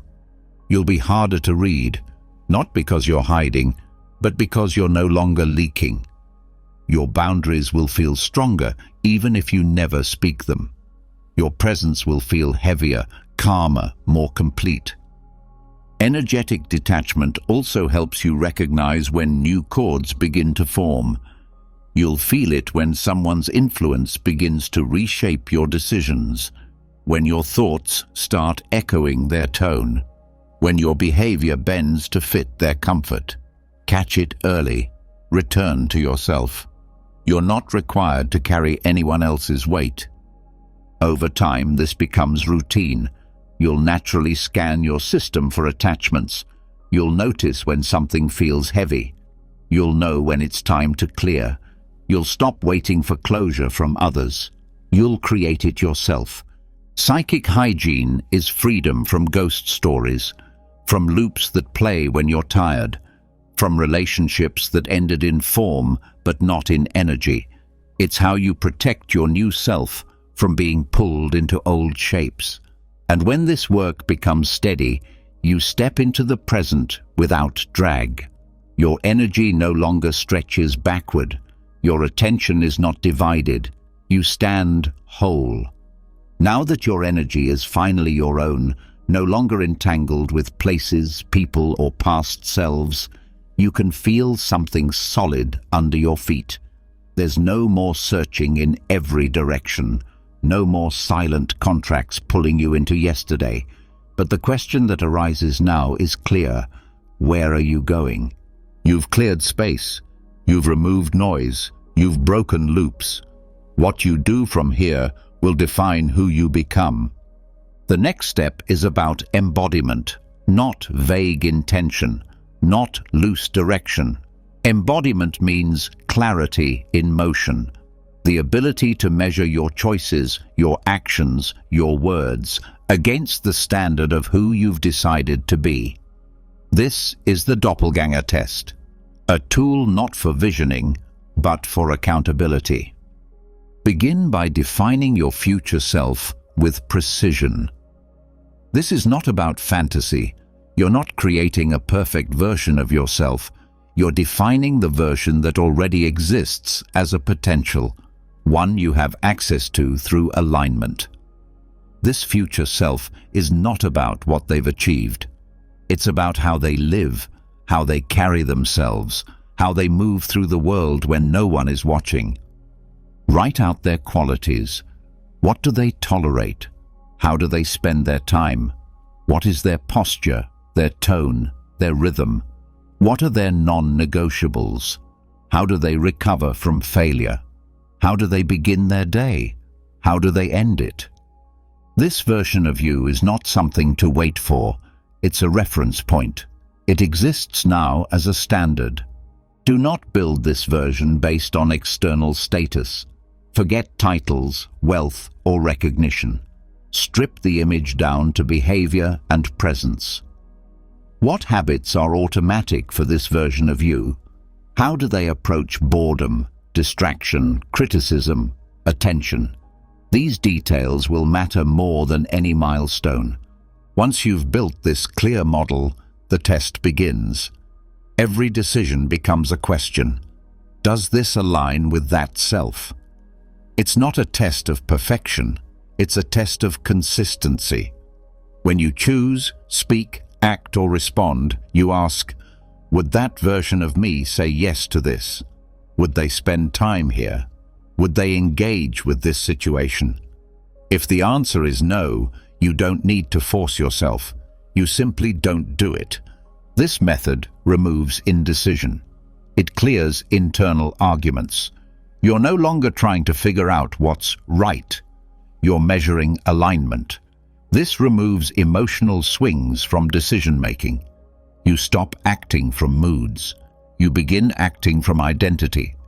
The process begins with the small things: what you eat, how you show up, how you respond to interruption, how you prepare for sleep, how you enter rooms. These daily actions become your laboratory. Every moment becomes a reflection. Did I act from the old self or from the future I've chosen? Over time, this self becomes less of a target and more of a base. You stop reaching for it. You begin living from it. It becomes harder to make decisions that contradict it. Not because you're forcing discipline, but because the contrast is too obvious. Misalignment now feels loud. You can't ignore it. This test also makes values more visible. It reveals whether you've been operating from habit or from integrity. You may say health matters, but does your future self choose rest or overstimulation? You may say honesty matters, but does your future self speak the truth when it's inconvenient? You may say growth matters, but does your future self avoid hard conversations? The doppelganger test keeps you honest. You stop pretending you don't know what to do. You do know. The question is whether you'll choose the action that makes you more like the self you claim to be. You also begin to spot the false selves, versions of you that try to mimic your future self in appearance, but not in foundation. The part that performs discipline to be seen, the part that mimics stillness without clarity. These are temporary layers. When you notice them, you don't shame them. You refine them. This process is not about rejecting your present self. It's about making every moment a bridge. You begin to live with less contradiction, less confusion, more direction. You don't need a master plan. You need a mirror. And this mirror is built with behavior. You can also use this test during moments of failure. When you fall back into an old pattern, don't analyze endlessly. Ask, how would my future self respond now? You don't need to spiral. You return. Quickly, quietly, with resolve. Tracking becomes helpful here. Use a simple daily prompt. What decision today aligned me with my future self? What decision did not? Keep it short. This trains your awareness without judgment. Over time, the pattern becomes clear. you'll see your alignment increase, not in theory, but in action. Relationships also shift through this process. You begin choosing people who reinforce your direction. You stop spending energy explaining your change. You let your choices speak. People will either move with your rhythm or drift out. You won't chase either outcome. This test also makes clarity non-negotiable. You stop tolerating ambiguity about who you want to be. You make the vision precise so your nervous system can recognize it. You don't waste time finding yourself. You decide, then you build. And the more you build, the more confident you become. Not because you're doing more, but because you're becoming more accurate. Confidence is a byproduct of alignment. When you live as the version of you that you respect, self-trust follows. Eventually, the future self stops feeling distant. It becomes your default. The habits that once felt forced become natural. The boundaries that once felt heavy become light. The discipline that once felt like effort becomes identity. Now that you've crafted a future self and begun measuring your life against it, something begins to settle. You act with more intention. You feel more in rhythm. But the question that still lingers beneath it all is whether that rhythm is real, or if you've simply gotten better at performing it. Has the old identity truly dissolved, or has it just changed clothes? Is the shift you feel structural, or is it surface? This is the moment for honesty, not about progress, but about depth. False growth hides in polish. It lives in the language of self-improvement, in routines that look evolved but are built on fear. It mimics transformation through aesthetics, performance, trend following, and discipline that hasn't yet reached the root. It can fool others, but if you listen closely, it cannot fool you. This next step is about checking for cracks beneath the paint. It's about asking the harder questions, not to tear yourself down, but to clear away the final illusion. True growth doesn't always look impressive.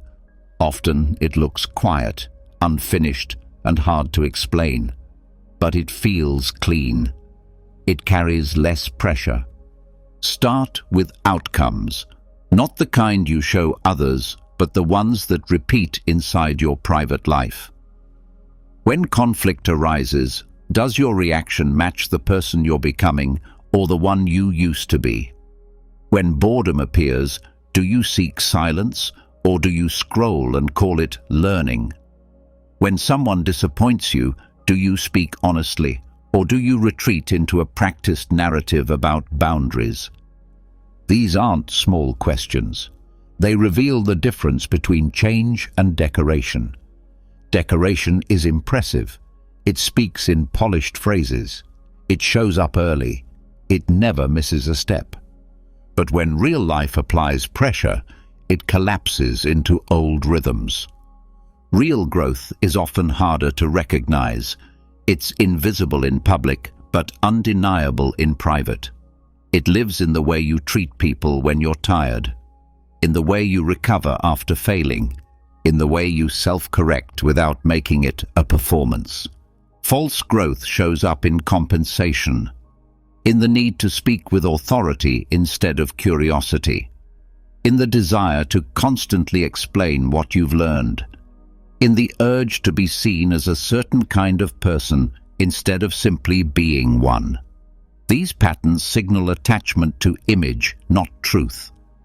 One way to test for this is by removing your tools. What happens when you skip the ritual, when you miss the routine, when no one is watching? Do you still act with integrity, or does your system fall apart without the structure? This doesn't mean rituals are bad. They're powerful. But if they are the only thing keeping your behavior in check, then what you've built isn't identity, it's dependency. Look also at who still holds emotional power over you. If one person's reaction can undo your clarity, then your growth may still be rooted in external validation. Real progress doesn't make you untouchable. It makes you honest. You still feel, but you don't get pulled into old patterns when the feelings rise. Another signal of false growth is emotional rigidity. You follow the script perfectly, but there's no space for mess. You hide from confusion. You don't let yourself regress. You believe every mistake is a failure instead of part of a larger refinement. This pressure to maintain the image of improvement is itself the ego in disguise. Ask yourself this: are you creating space in your life for what's hard, or are you editing your environment to only include what confirms your progress? You can measure this by noticing how you respond to surprise, when your plans fall apart, when you're misunderstood, when you're overlooked, when you're told no. Real growth shows up in how you stay centered in those moments, not in how fast you fix them, in how willing you are to stay with what's uncomfortable without needing to prove anything. This is also a time to check your metrics. Are you tracking what matters, or are you counting what's easy to measure? Followers, routines, content, tasks, they can all feel like progress. But real change lives in how you treat your body, how you care for your nervous system, how you speak to yourself in silence. Another tool for detection is silence. Sit with no plan, no inputs, no expectations. If your mind immediately fills with the urge to do better, learn more, or fix something, then you're still driven by the same motor, just painted a new color. Let yourself sit in nothing. No direction, no answers, just presence. See how long you can stay there before the old voice starts whispering that you're falling behind. That whisper is your clue.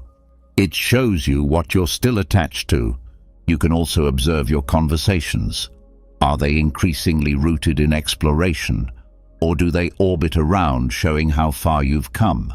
The latter is common. It's easy to turn growth into performance. But when growth becomes something you constantly advertise, it may not be as stable as you think. This is not about shame. This is about refinement. You may discover parts of your life that look advanced but feel hollow. Let that truth land. You don't need to burn everything down. You just need to come back to what's real. Let go of what looks impressive. Return to what actually helps. It may be helpful to revisit your earlier practices and strip them down.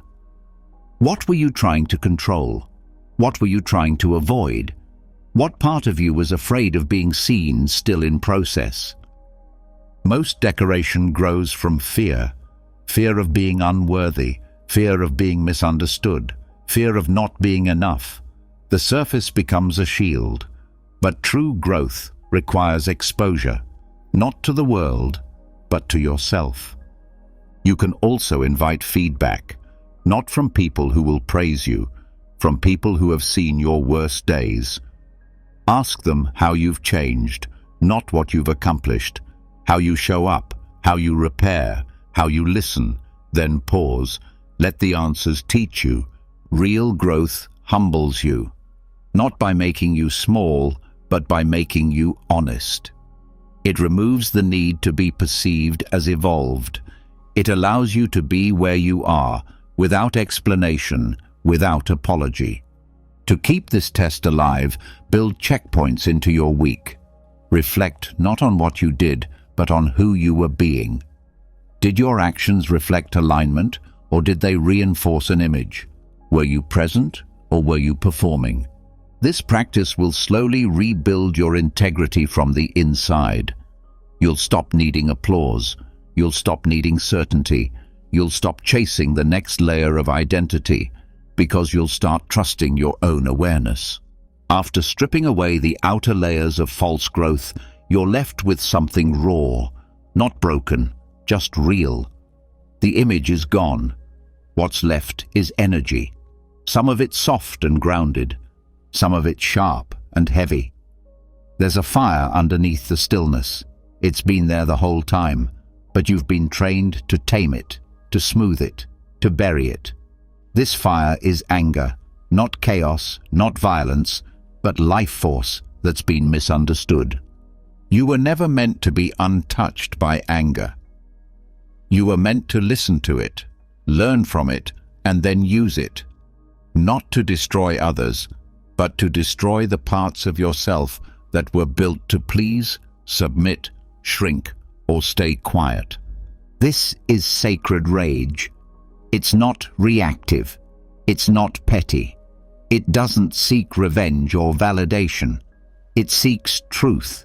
It moves through you when something inside finally says, "No more." It's the internal force that knows when a boundary has been crossed, when a role no longer fits, when the voice inside you has been silenced for too long. Sacred rage is different from repressed anger. Repressed anger festers. It becomes sarcasm, resentment, emotional withdrawal. It disguises itself as indifference or fatigue. Sacred rage is clean. It arrives in the body before it reaches the tongue. It speaks in posture, in breath, in a sudden burst of clarity. To work with it, you must begin by noticing where your anger actually lives. Most people store it in the body, in clenched jaws, tight shoulders, shallow breathing, frozen expressions. Your body keeps the shape of your unspoken boundaries. When you begin to reconnect with anger, you'll feel heat, not panic, not hatred, just energy that wants to move. Allowing it to move is where the transformation begins. You can do this through physical activation, sprinting, shaking, stomping, punching into pillows, screaming into water, not to discharge it wildly, but to give it form. The more physical intelligence you build, the less likely anger will leak out sideways. Then, take time to write. Not from the mind, but from the heat. Let the anger speak without editing. Let it name what it never had space to name.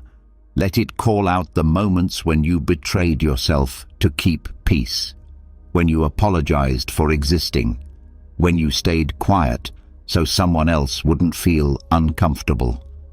Let it rage, not at them, but at the false rules you've been living under. This rage is not a problem, it's a message, and once it's been heard, you'll begin to see what it's trying to protect.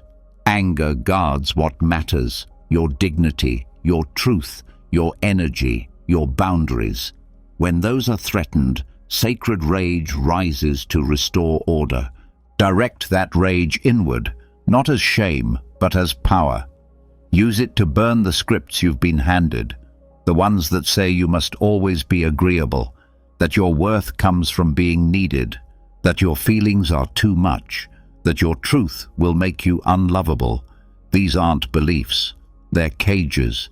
Sacred rage breaks them open. You can do this visually. Write out every story you were taught that kept you small, every line you absorbed about who you're allowed to be. Then burn them, tear them, destroy them with presence.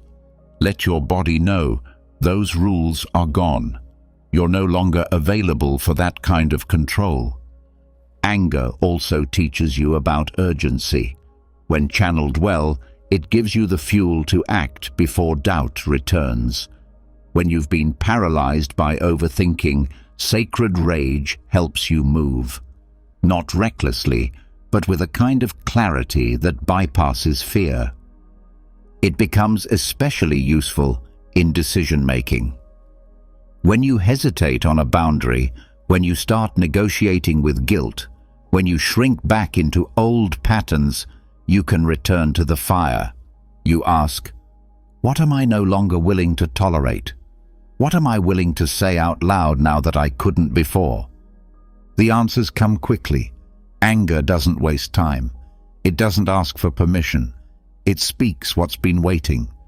And when you let it move through action, not just feeling, you begin to trust yourself again. This process also helps with inherited guilt. Many people carry silent shame for not meeting the expectations of others. Parents, cultures, partners, systems. Sacred rage calls that out. It says, "I didn't come here to be what you needed. I came here to be what I am." That's not rebellion, that's alignment. Letting anger move also creates space for softness. Once the suppression lifts, you'll find grief underneath. The sadness of how long you lived, muted. How many times you smiled while breaking. How often you betrayed your own knowing. Let that sadness come. It balances the fire. But don't skip straight to grief. Anger must go first. If not, you'll cry without ever reclaiming your power. This work is best done in cycles. Feel, move, reflect, act, rest, then repeat. Each round burns through another layer of false identity, not violently, with clarity. You become less interested in being palatable and more committed to being whole. And as you do, your relationships shift. You stop saying yes when you mean no. You stop softening your words to protect fragile egos. You speak cleanly, not louder, more direct. You stop apologizing for your tone. You let your energy carry weight. Sacred rage also clears confusion. When you can't decide what's true, ask what makes you feel insulted. Ask what you would say if you didn't fear the consequences. Rage will often point directly at your truth. It doesn't guess, it knows. To keep this tool alive, build a space in your life where your fire is welcome. A journal, a room, a ritual, a practice. You don't need to stay angry, but you need to know where your anger goes when it visits. If you always shut the door, it will find another way to speak, and it won't be gentle. When integrated, sacred rage becomes the backbone of your boundaries, the energy you call on when you're tired but something still needs to be said, the clarity that rises when someone crosses a line, the certainty that shows up when someone calls you too much, and you feel nothing but peace. Eventually this fire becomes your ally, not to burn others, to burn away every layer of guilt, fear, and conditioning that kept your power silent. After channeling sacred rage to tear down the false roles you've outgrown, the structure that once held your identity begins to collapse for good. What you once called you now feels more like architecture than essence, something built over time, influenced by others, reinforced by habit. You no longer confuse your expression with your truth. You've burned through guilt, rewired reaction, and taken back control over who speaks inside your mind. But now you face a deeper assumption, one that lives beneath all others. The idea that you are a fixed personality. That assumption must go next. You've spent your whole life being told what kind of person you are. You've repeated those labels in your mind for years. Introvert, extrovert, driven, easygoing, sensitive, tough, funny, quiet. These traits became your self-definition. They gave you shape. But eventually, they became cages. They turned into a script you didn't realize you were still reading from. This final process is about learning to see personality not as identity, but as utility. A set of tools, not truths. Temporary modes of expression, not permanent structures. You do not have to be consistent with your past. You are allowed to become multiple things, depending on the moment, the environment, the task at hand. Personality is not who you are. It's how you've adapted. It's the set of responses you've repeated long enough to call natural. But that doesn't mean they are true. Many traits that feel authentic are actually survival mechanisms, learned behaviors that got reinforced through feedback and repetition. If they've never been questioned, they're not expressions, they're reflexes. The disassembly begins by separating traits from self. Start with the labels you've carried the longest, the ones that feel most you, the ones you use to explain your preferences, your choices, your behaviors. Then ask, where did I first learn this about myself? Who benefited from me being this way? When did this trait become a habit? And most importantly, can I turn this trait off? That last question changes everything. Because the moment you realize that any trait can be adjusted, you realize that none of them are fixed. You are not a quiet person. You've practiced silence. You are not a people pleaser. You've adapted to avoid conflict. You are not emotionally distant. You've learned to disconnect for safety. These are not permanent traits. They are repeated responses. Once you separate self from pattern, you gain range. You begin to test new expressions. You speak with more volume when needed. You set boundaries with less hesitation. You ask for help when that once felt unsafe. Not because you've changed into someone else, but because you've stopped protecting a script. To deepen this, identify the traits you've over-identified with, the ones you defend when challenged, the ones you justify in conversation. I've always been this way. That's just how I operate. These phrases signal attachment. That attachment is where flexibility is lost. Now try on the opposite, not as role play, but as practice. If you say you're bad at confrontation, initiate one small moment of truth. If you believe you're not assertive, make one clear request. If you see yourself as non-creative, make something unplanned.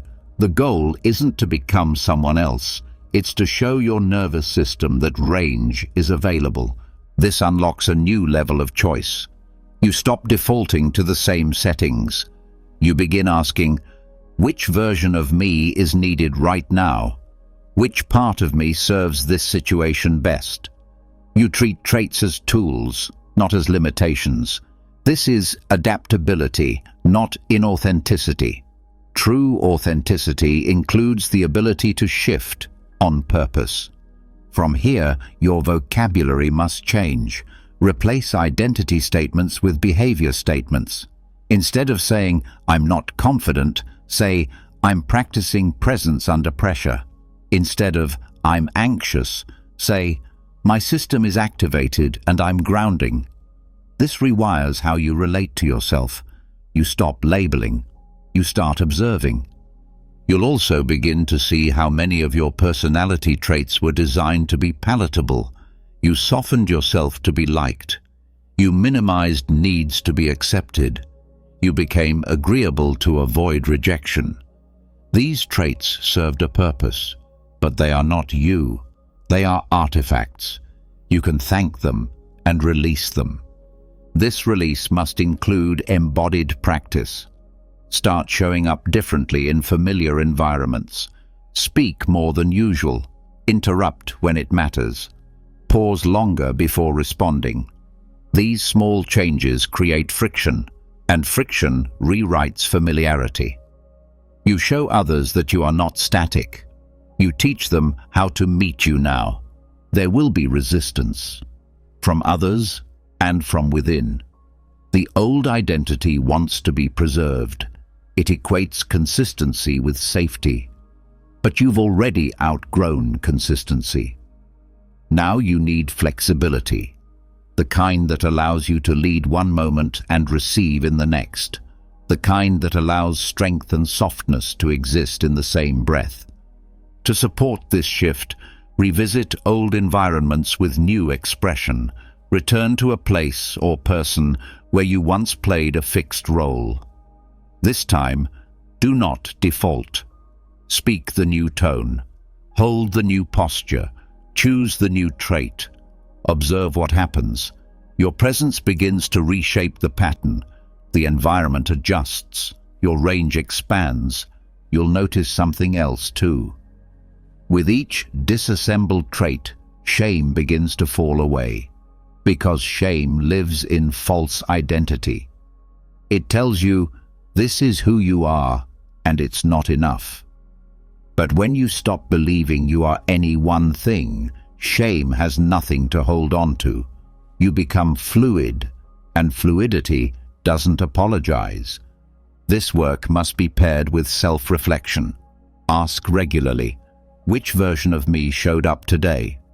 Did I choose that version, or did I repeat it? What other parts of me could have served better? These questions sharpen self-awareness. They reveal new layers. Over time, your personality becomes a toolkit. You use boldness when it's needed. You use stillness when it brings clarity. You use curiosity instead of certainty. You stop clinging to how you are. You start asking what's required. This creates emotional agility. You become less reactive, more precise. You don't spiral when challenged. You adjust. You don't hide when seen differently. You expand. You don't resist new dynamics. You respond. This also transforms how you relate to others. You stop reducing people to their traits. You begin seeing their adaptations, their coping strategies, their frozen roles, and you allow them the space to change too. You stop expecting them to stay the same just to keep you comfortable. Eventually, you live without a fixed self. You move with depth, not identity. And when people ask who you are, you don't answer with a label. You answer with presence. Now that personality itself has been dismantled and you've stepped into a life of conscious fluidity, you've arrived at a rare kind of clarity. You no longer act from roles. You no longer protect a fixed image. You choose who to be in each moment based on truth, not history. But beneath this freedom lies one final question, one that strips everything bare. If this life had ended already, and this day was a second chance, how would you begin again? Legacy inversion is the practice of starting from the end. It's not a mindset trick. It's a radical shift in perspective. You no longer build forward from the present. You build backward from the absence of your existence. You assume death has already come. The version of you that carried your fears, regrets, missed chances, unspoken words, and unexpressed self has ended. What's left now is only choice. No past to preserve. No unfinished business. Only now. This exercise is not about fear. It's about truth. Most people live as if they have more time to become themselves, as if clarity will come later, as if one day they'll wake up and have the courage to live differently. But that day doesn't exist unless it's created, and nothing creates that day like death. Begin by writing your own ending. Describe the final day of the person you used to be, not dramatically, just honestly. Name what was left undone, the conversations avoided, the creativity buried, the risks dodged, the love held back, the patterns never questioned. Be specific. This is not a journal entry, it's a burial rite. Then shift. Let that life be complete. You are not carrying it forward. You are not trying to fix it. You are beginning again. From here, your decisions are no longer based on identity maintenance. You're not keeping a reputation alive. You're not continuing a version of yourself for continuity. You're rebuilding from zero. This perspective sharpens your choices. When nothing needs to be preserved, the fear of change dissolves. When nothing needs to be explained, the pressure to justify disappears. You're no longer trying to fulfill a version of success inherited from someone else. You're asking, freshly, what matters now? You rebuild slowly. From value, not from memory. You decide which relationships continue, not based on obligation, but on alignment. You return to your work, not from duty, but from vision. You choose how you speak, eat, walk, create, not because it matches who you were, but because it honors who you are allowed to be now. Everything becomes deliberate, even small acts. You stop wasting hours on things you wouldn't miss if this second life was limited. You cut the noise. You end the delay. There is no longer a version of yourself that needs time to prepare. You are already in motion. Legacy inversion also removes the need for revenge. You stop seeking closure from people who won't understand. You stop arguing for your pain. You let them remember the old you however they need to, because that version died. The new one doesn't need to be seen, it needs to be lived. In this life-after-death state, forgiveness becomes easier. You no longer carry the weight of who you were when harm occurred. You release others from your memory of them. You no longer try to reconcile the story. You simply write a new one with different characters or none at all. This also changes how you deal with fear. If you've already died, then the fear of failure holds less weight. You're no longer trying to build a perfect legacy. You're not seeking immortality through reputation. You're simply living a life that feels whole, right now, not later. From this frame, even time shifts. You don't count hours in the same way. You don't spend days working toward a retirement version of yourself. You stop delaying presence. You live inside experience rather than narrating it. You become quiet inside, even when the outside world remains loud. This practice is not about abandoning all structure. It's about designing from truth. When you live as if this life is a gift you never expected to receive, you become more selective with your energy. You say no faster. You walk away sooner. You pour more of yourself into fewer things. You also start to speak differently. You waste fewer words. You stop trying to be clever or understood by everyone. You say what is real, without editing, without decoration. Because you're not preserving identity, you're expressing essence. The people who meet you from this place will feel something different. They won't be sure what changed, but they'll feel the stillness behind your choices, the quiet behind your eyes, the absence of performance, the presence of permission. This is not enlightenment. This is commitment to a life you do not assume will last, a life you do not decorate for others to admire, a life you no longer owe to a past you've already closed. Legacy inversion also makes rest sacred.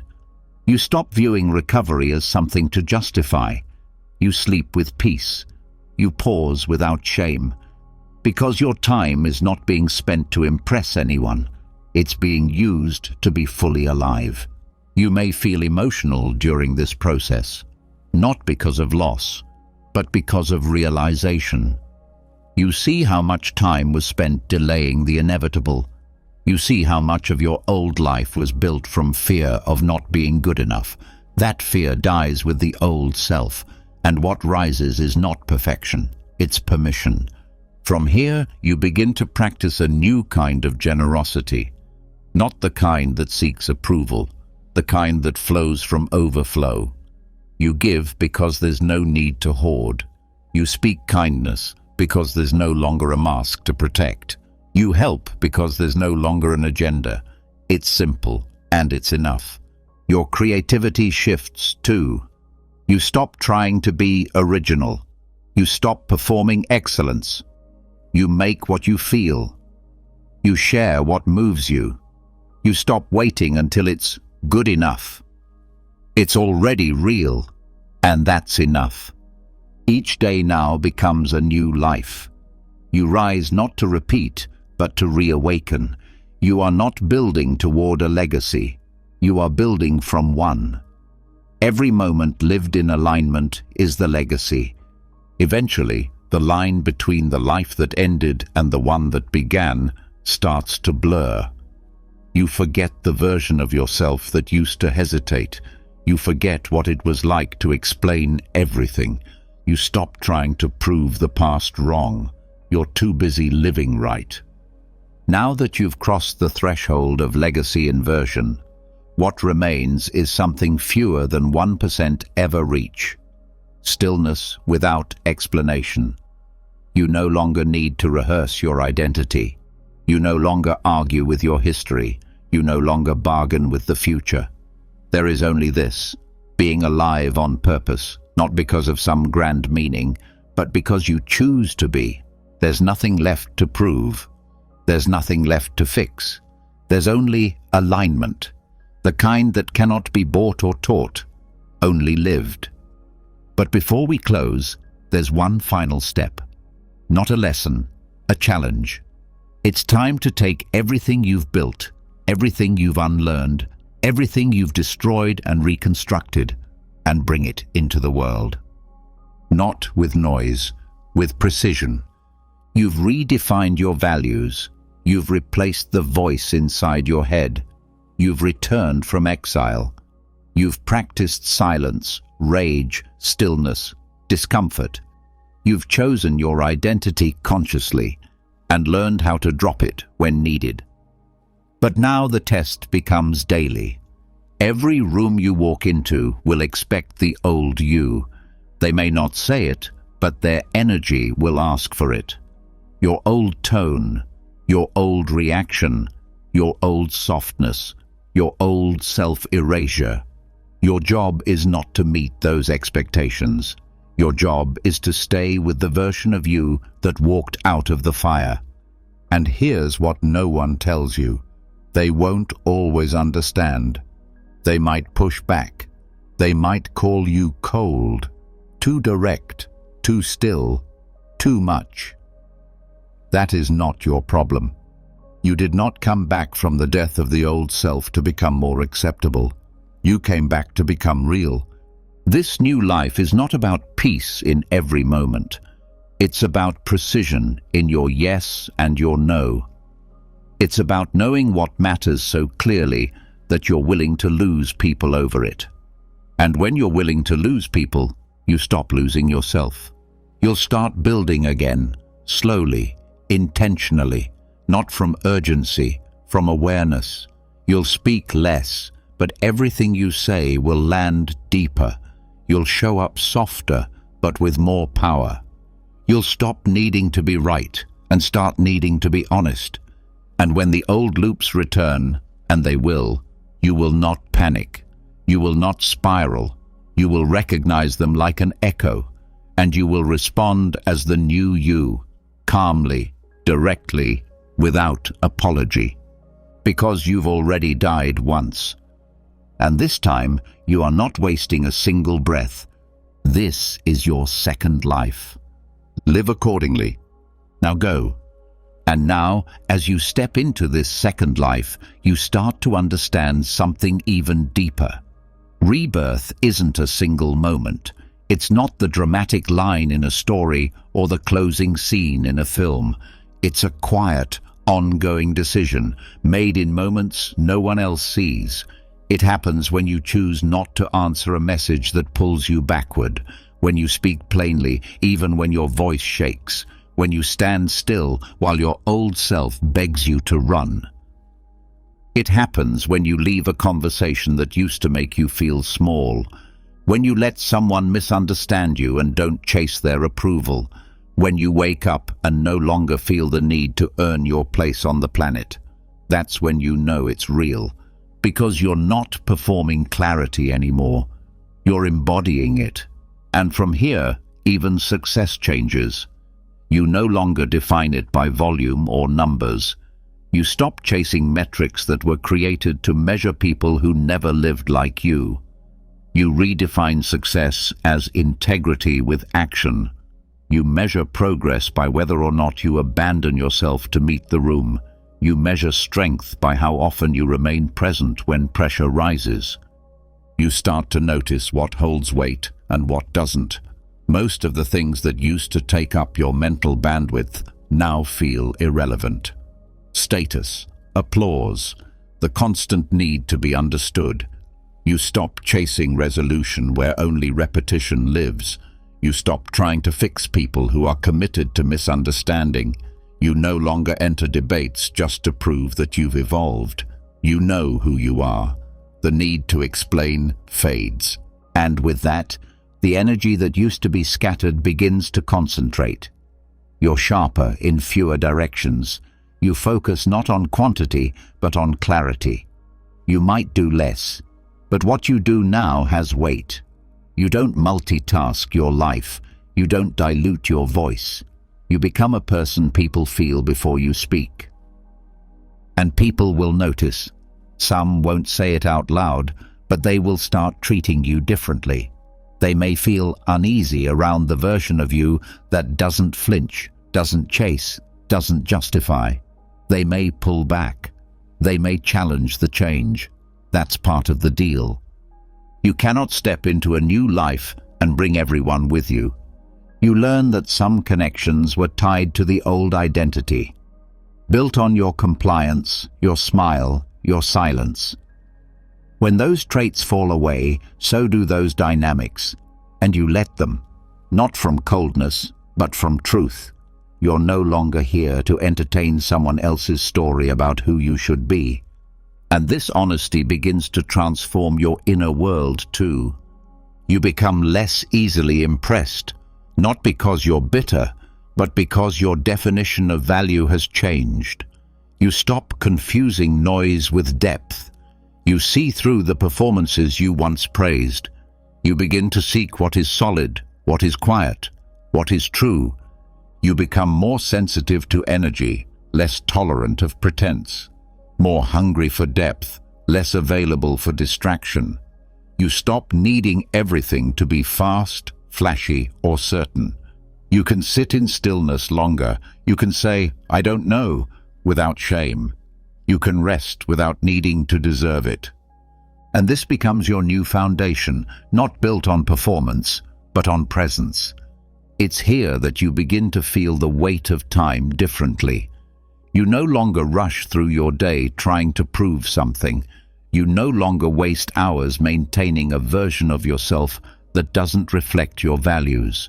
You choose presence over productivity, quality over speed, attention over appearance.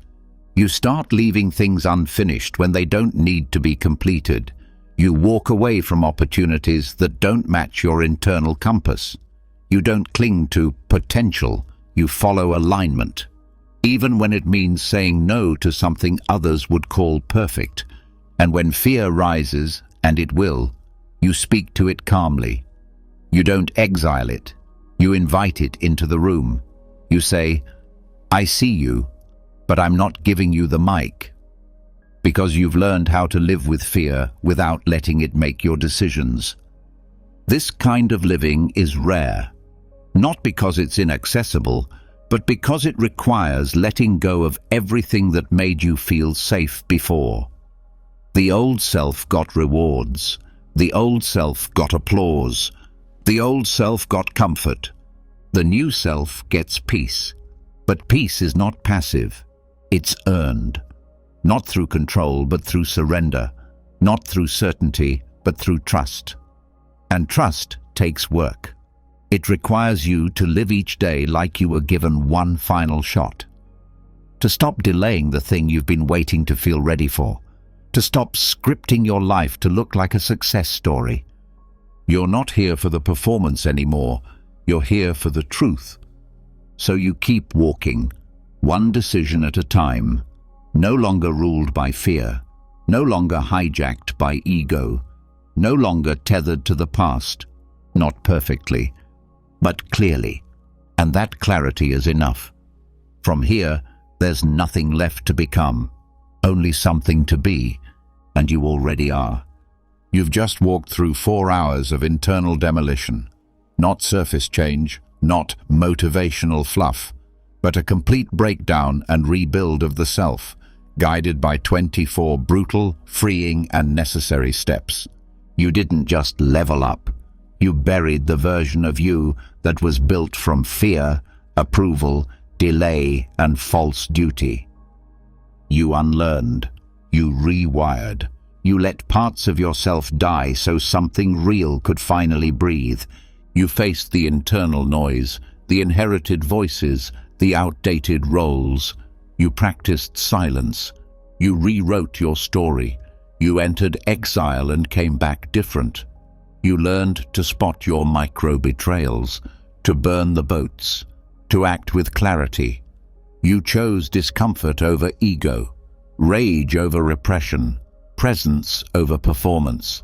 And finally, you stopped trying to be yourself and started using personality as a tool, not a prison. Now you're not just living, you're living as if you already died once. This is your second life. Don't waste it trying to impress the version of you that didn't survive. Your turn. In the comments, drop "The old me is gone." That way, I'll know who actually made it to the end and who's walking into life with both eyes open. If you found clarity in this, subscribe and turn on the bell. This isn't just a channel, it's a training ground for becoming untouchable. See you in the next one.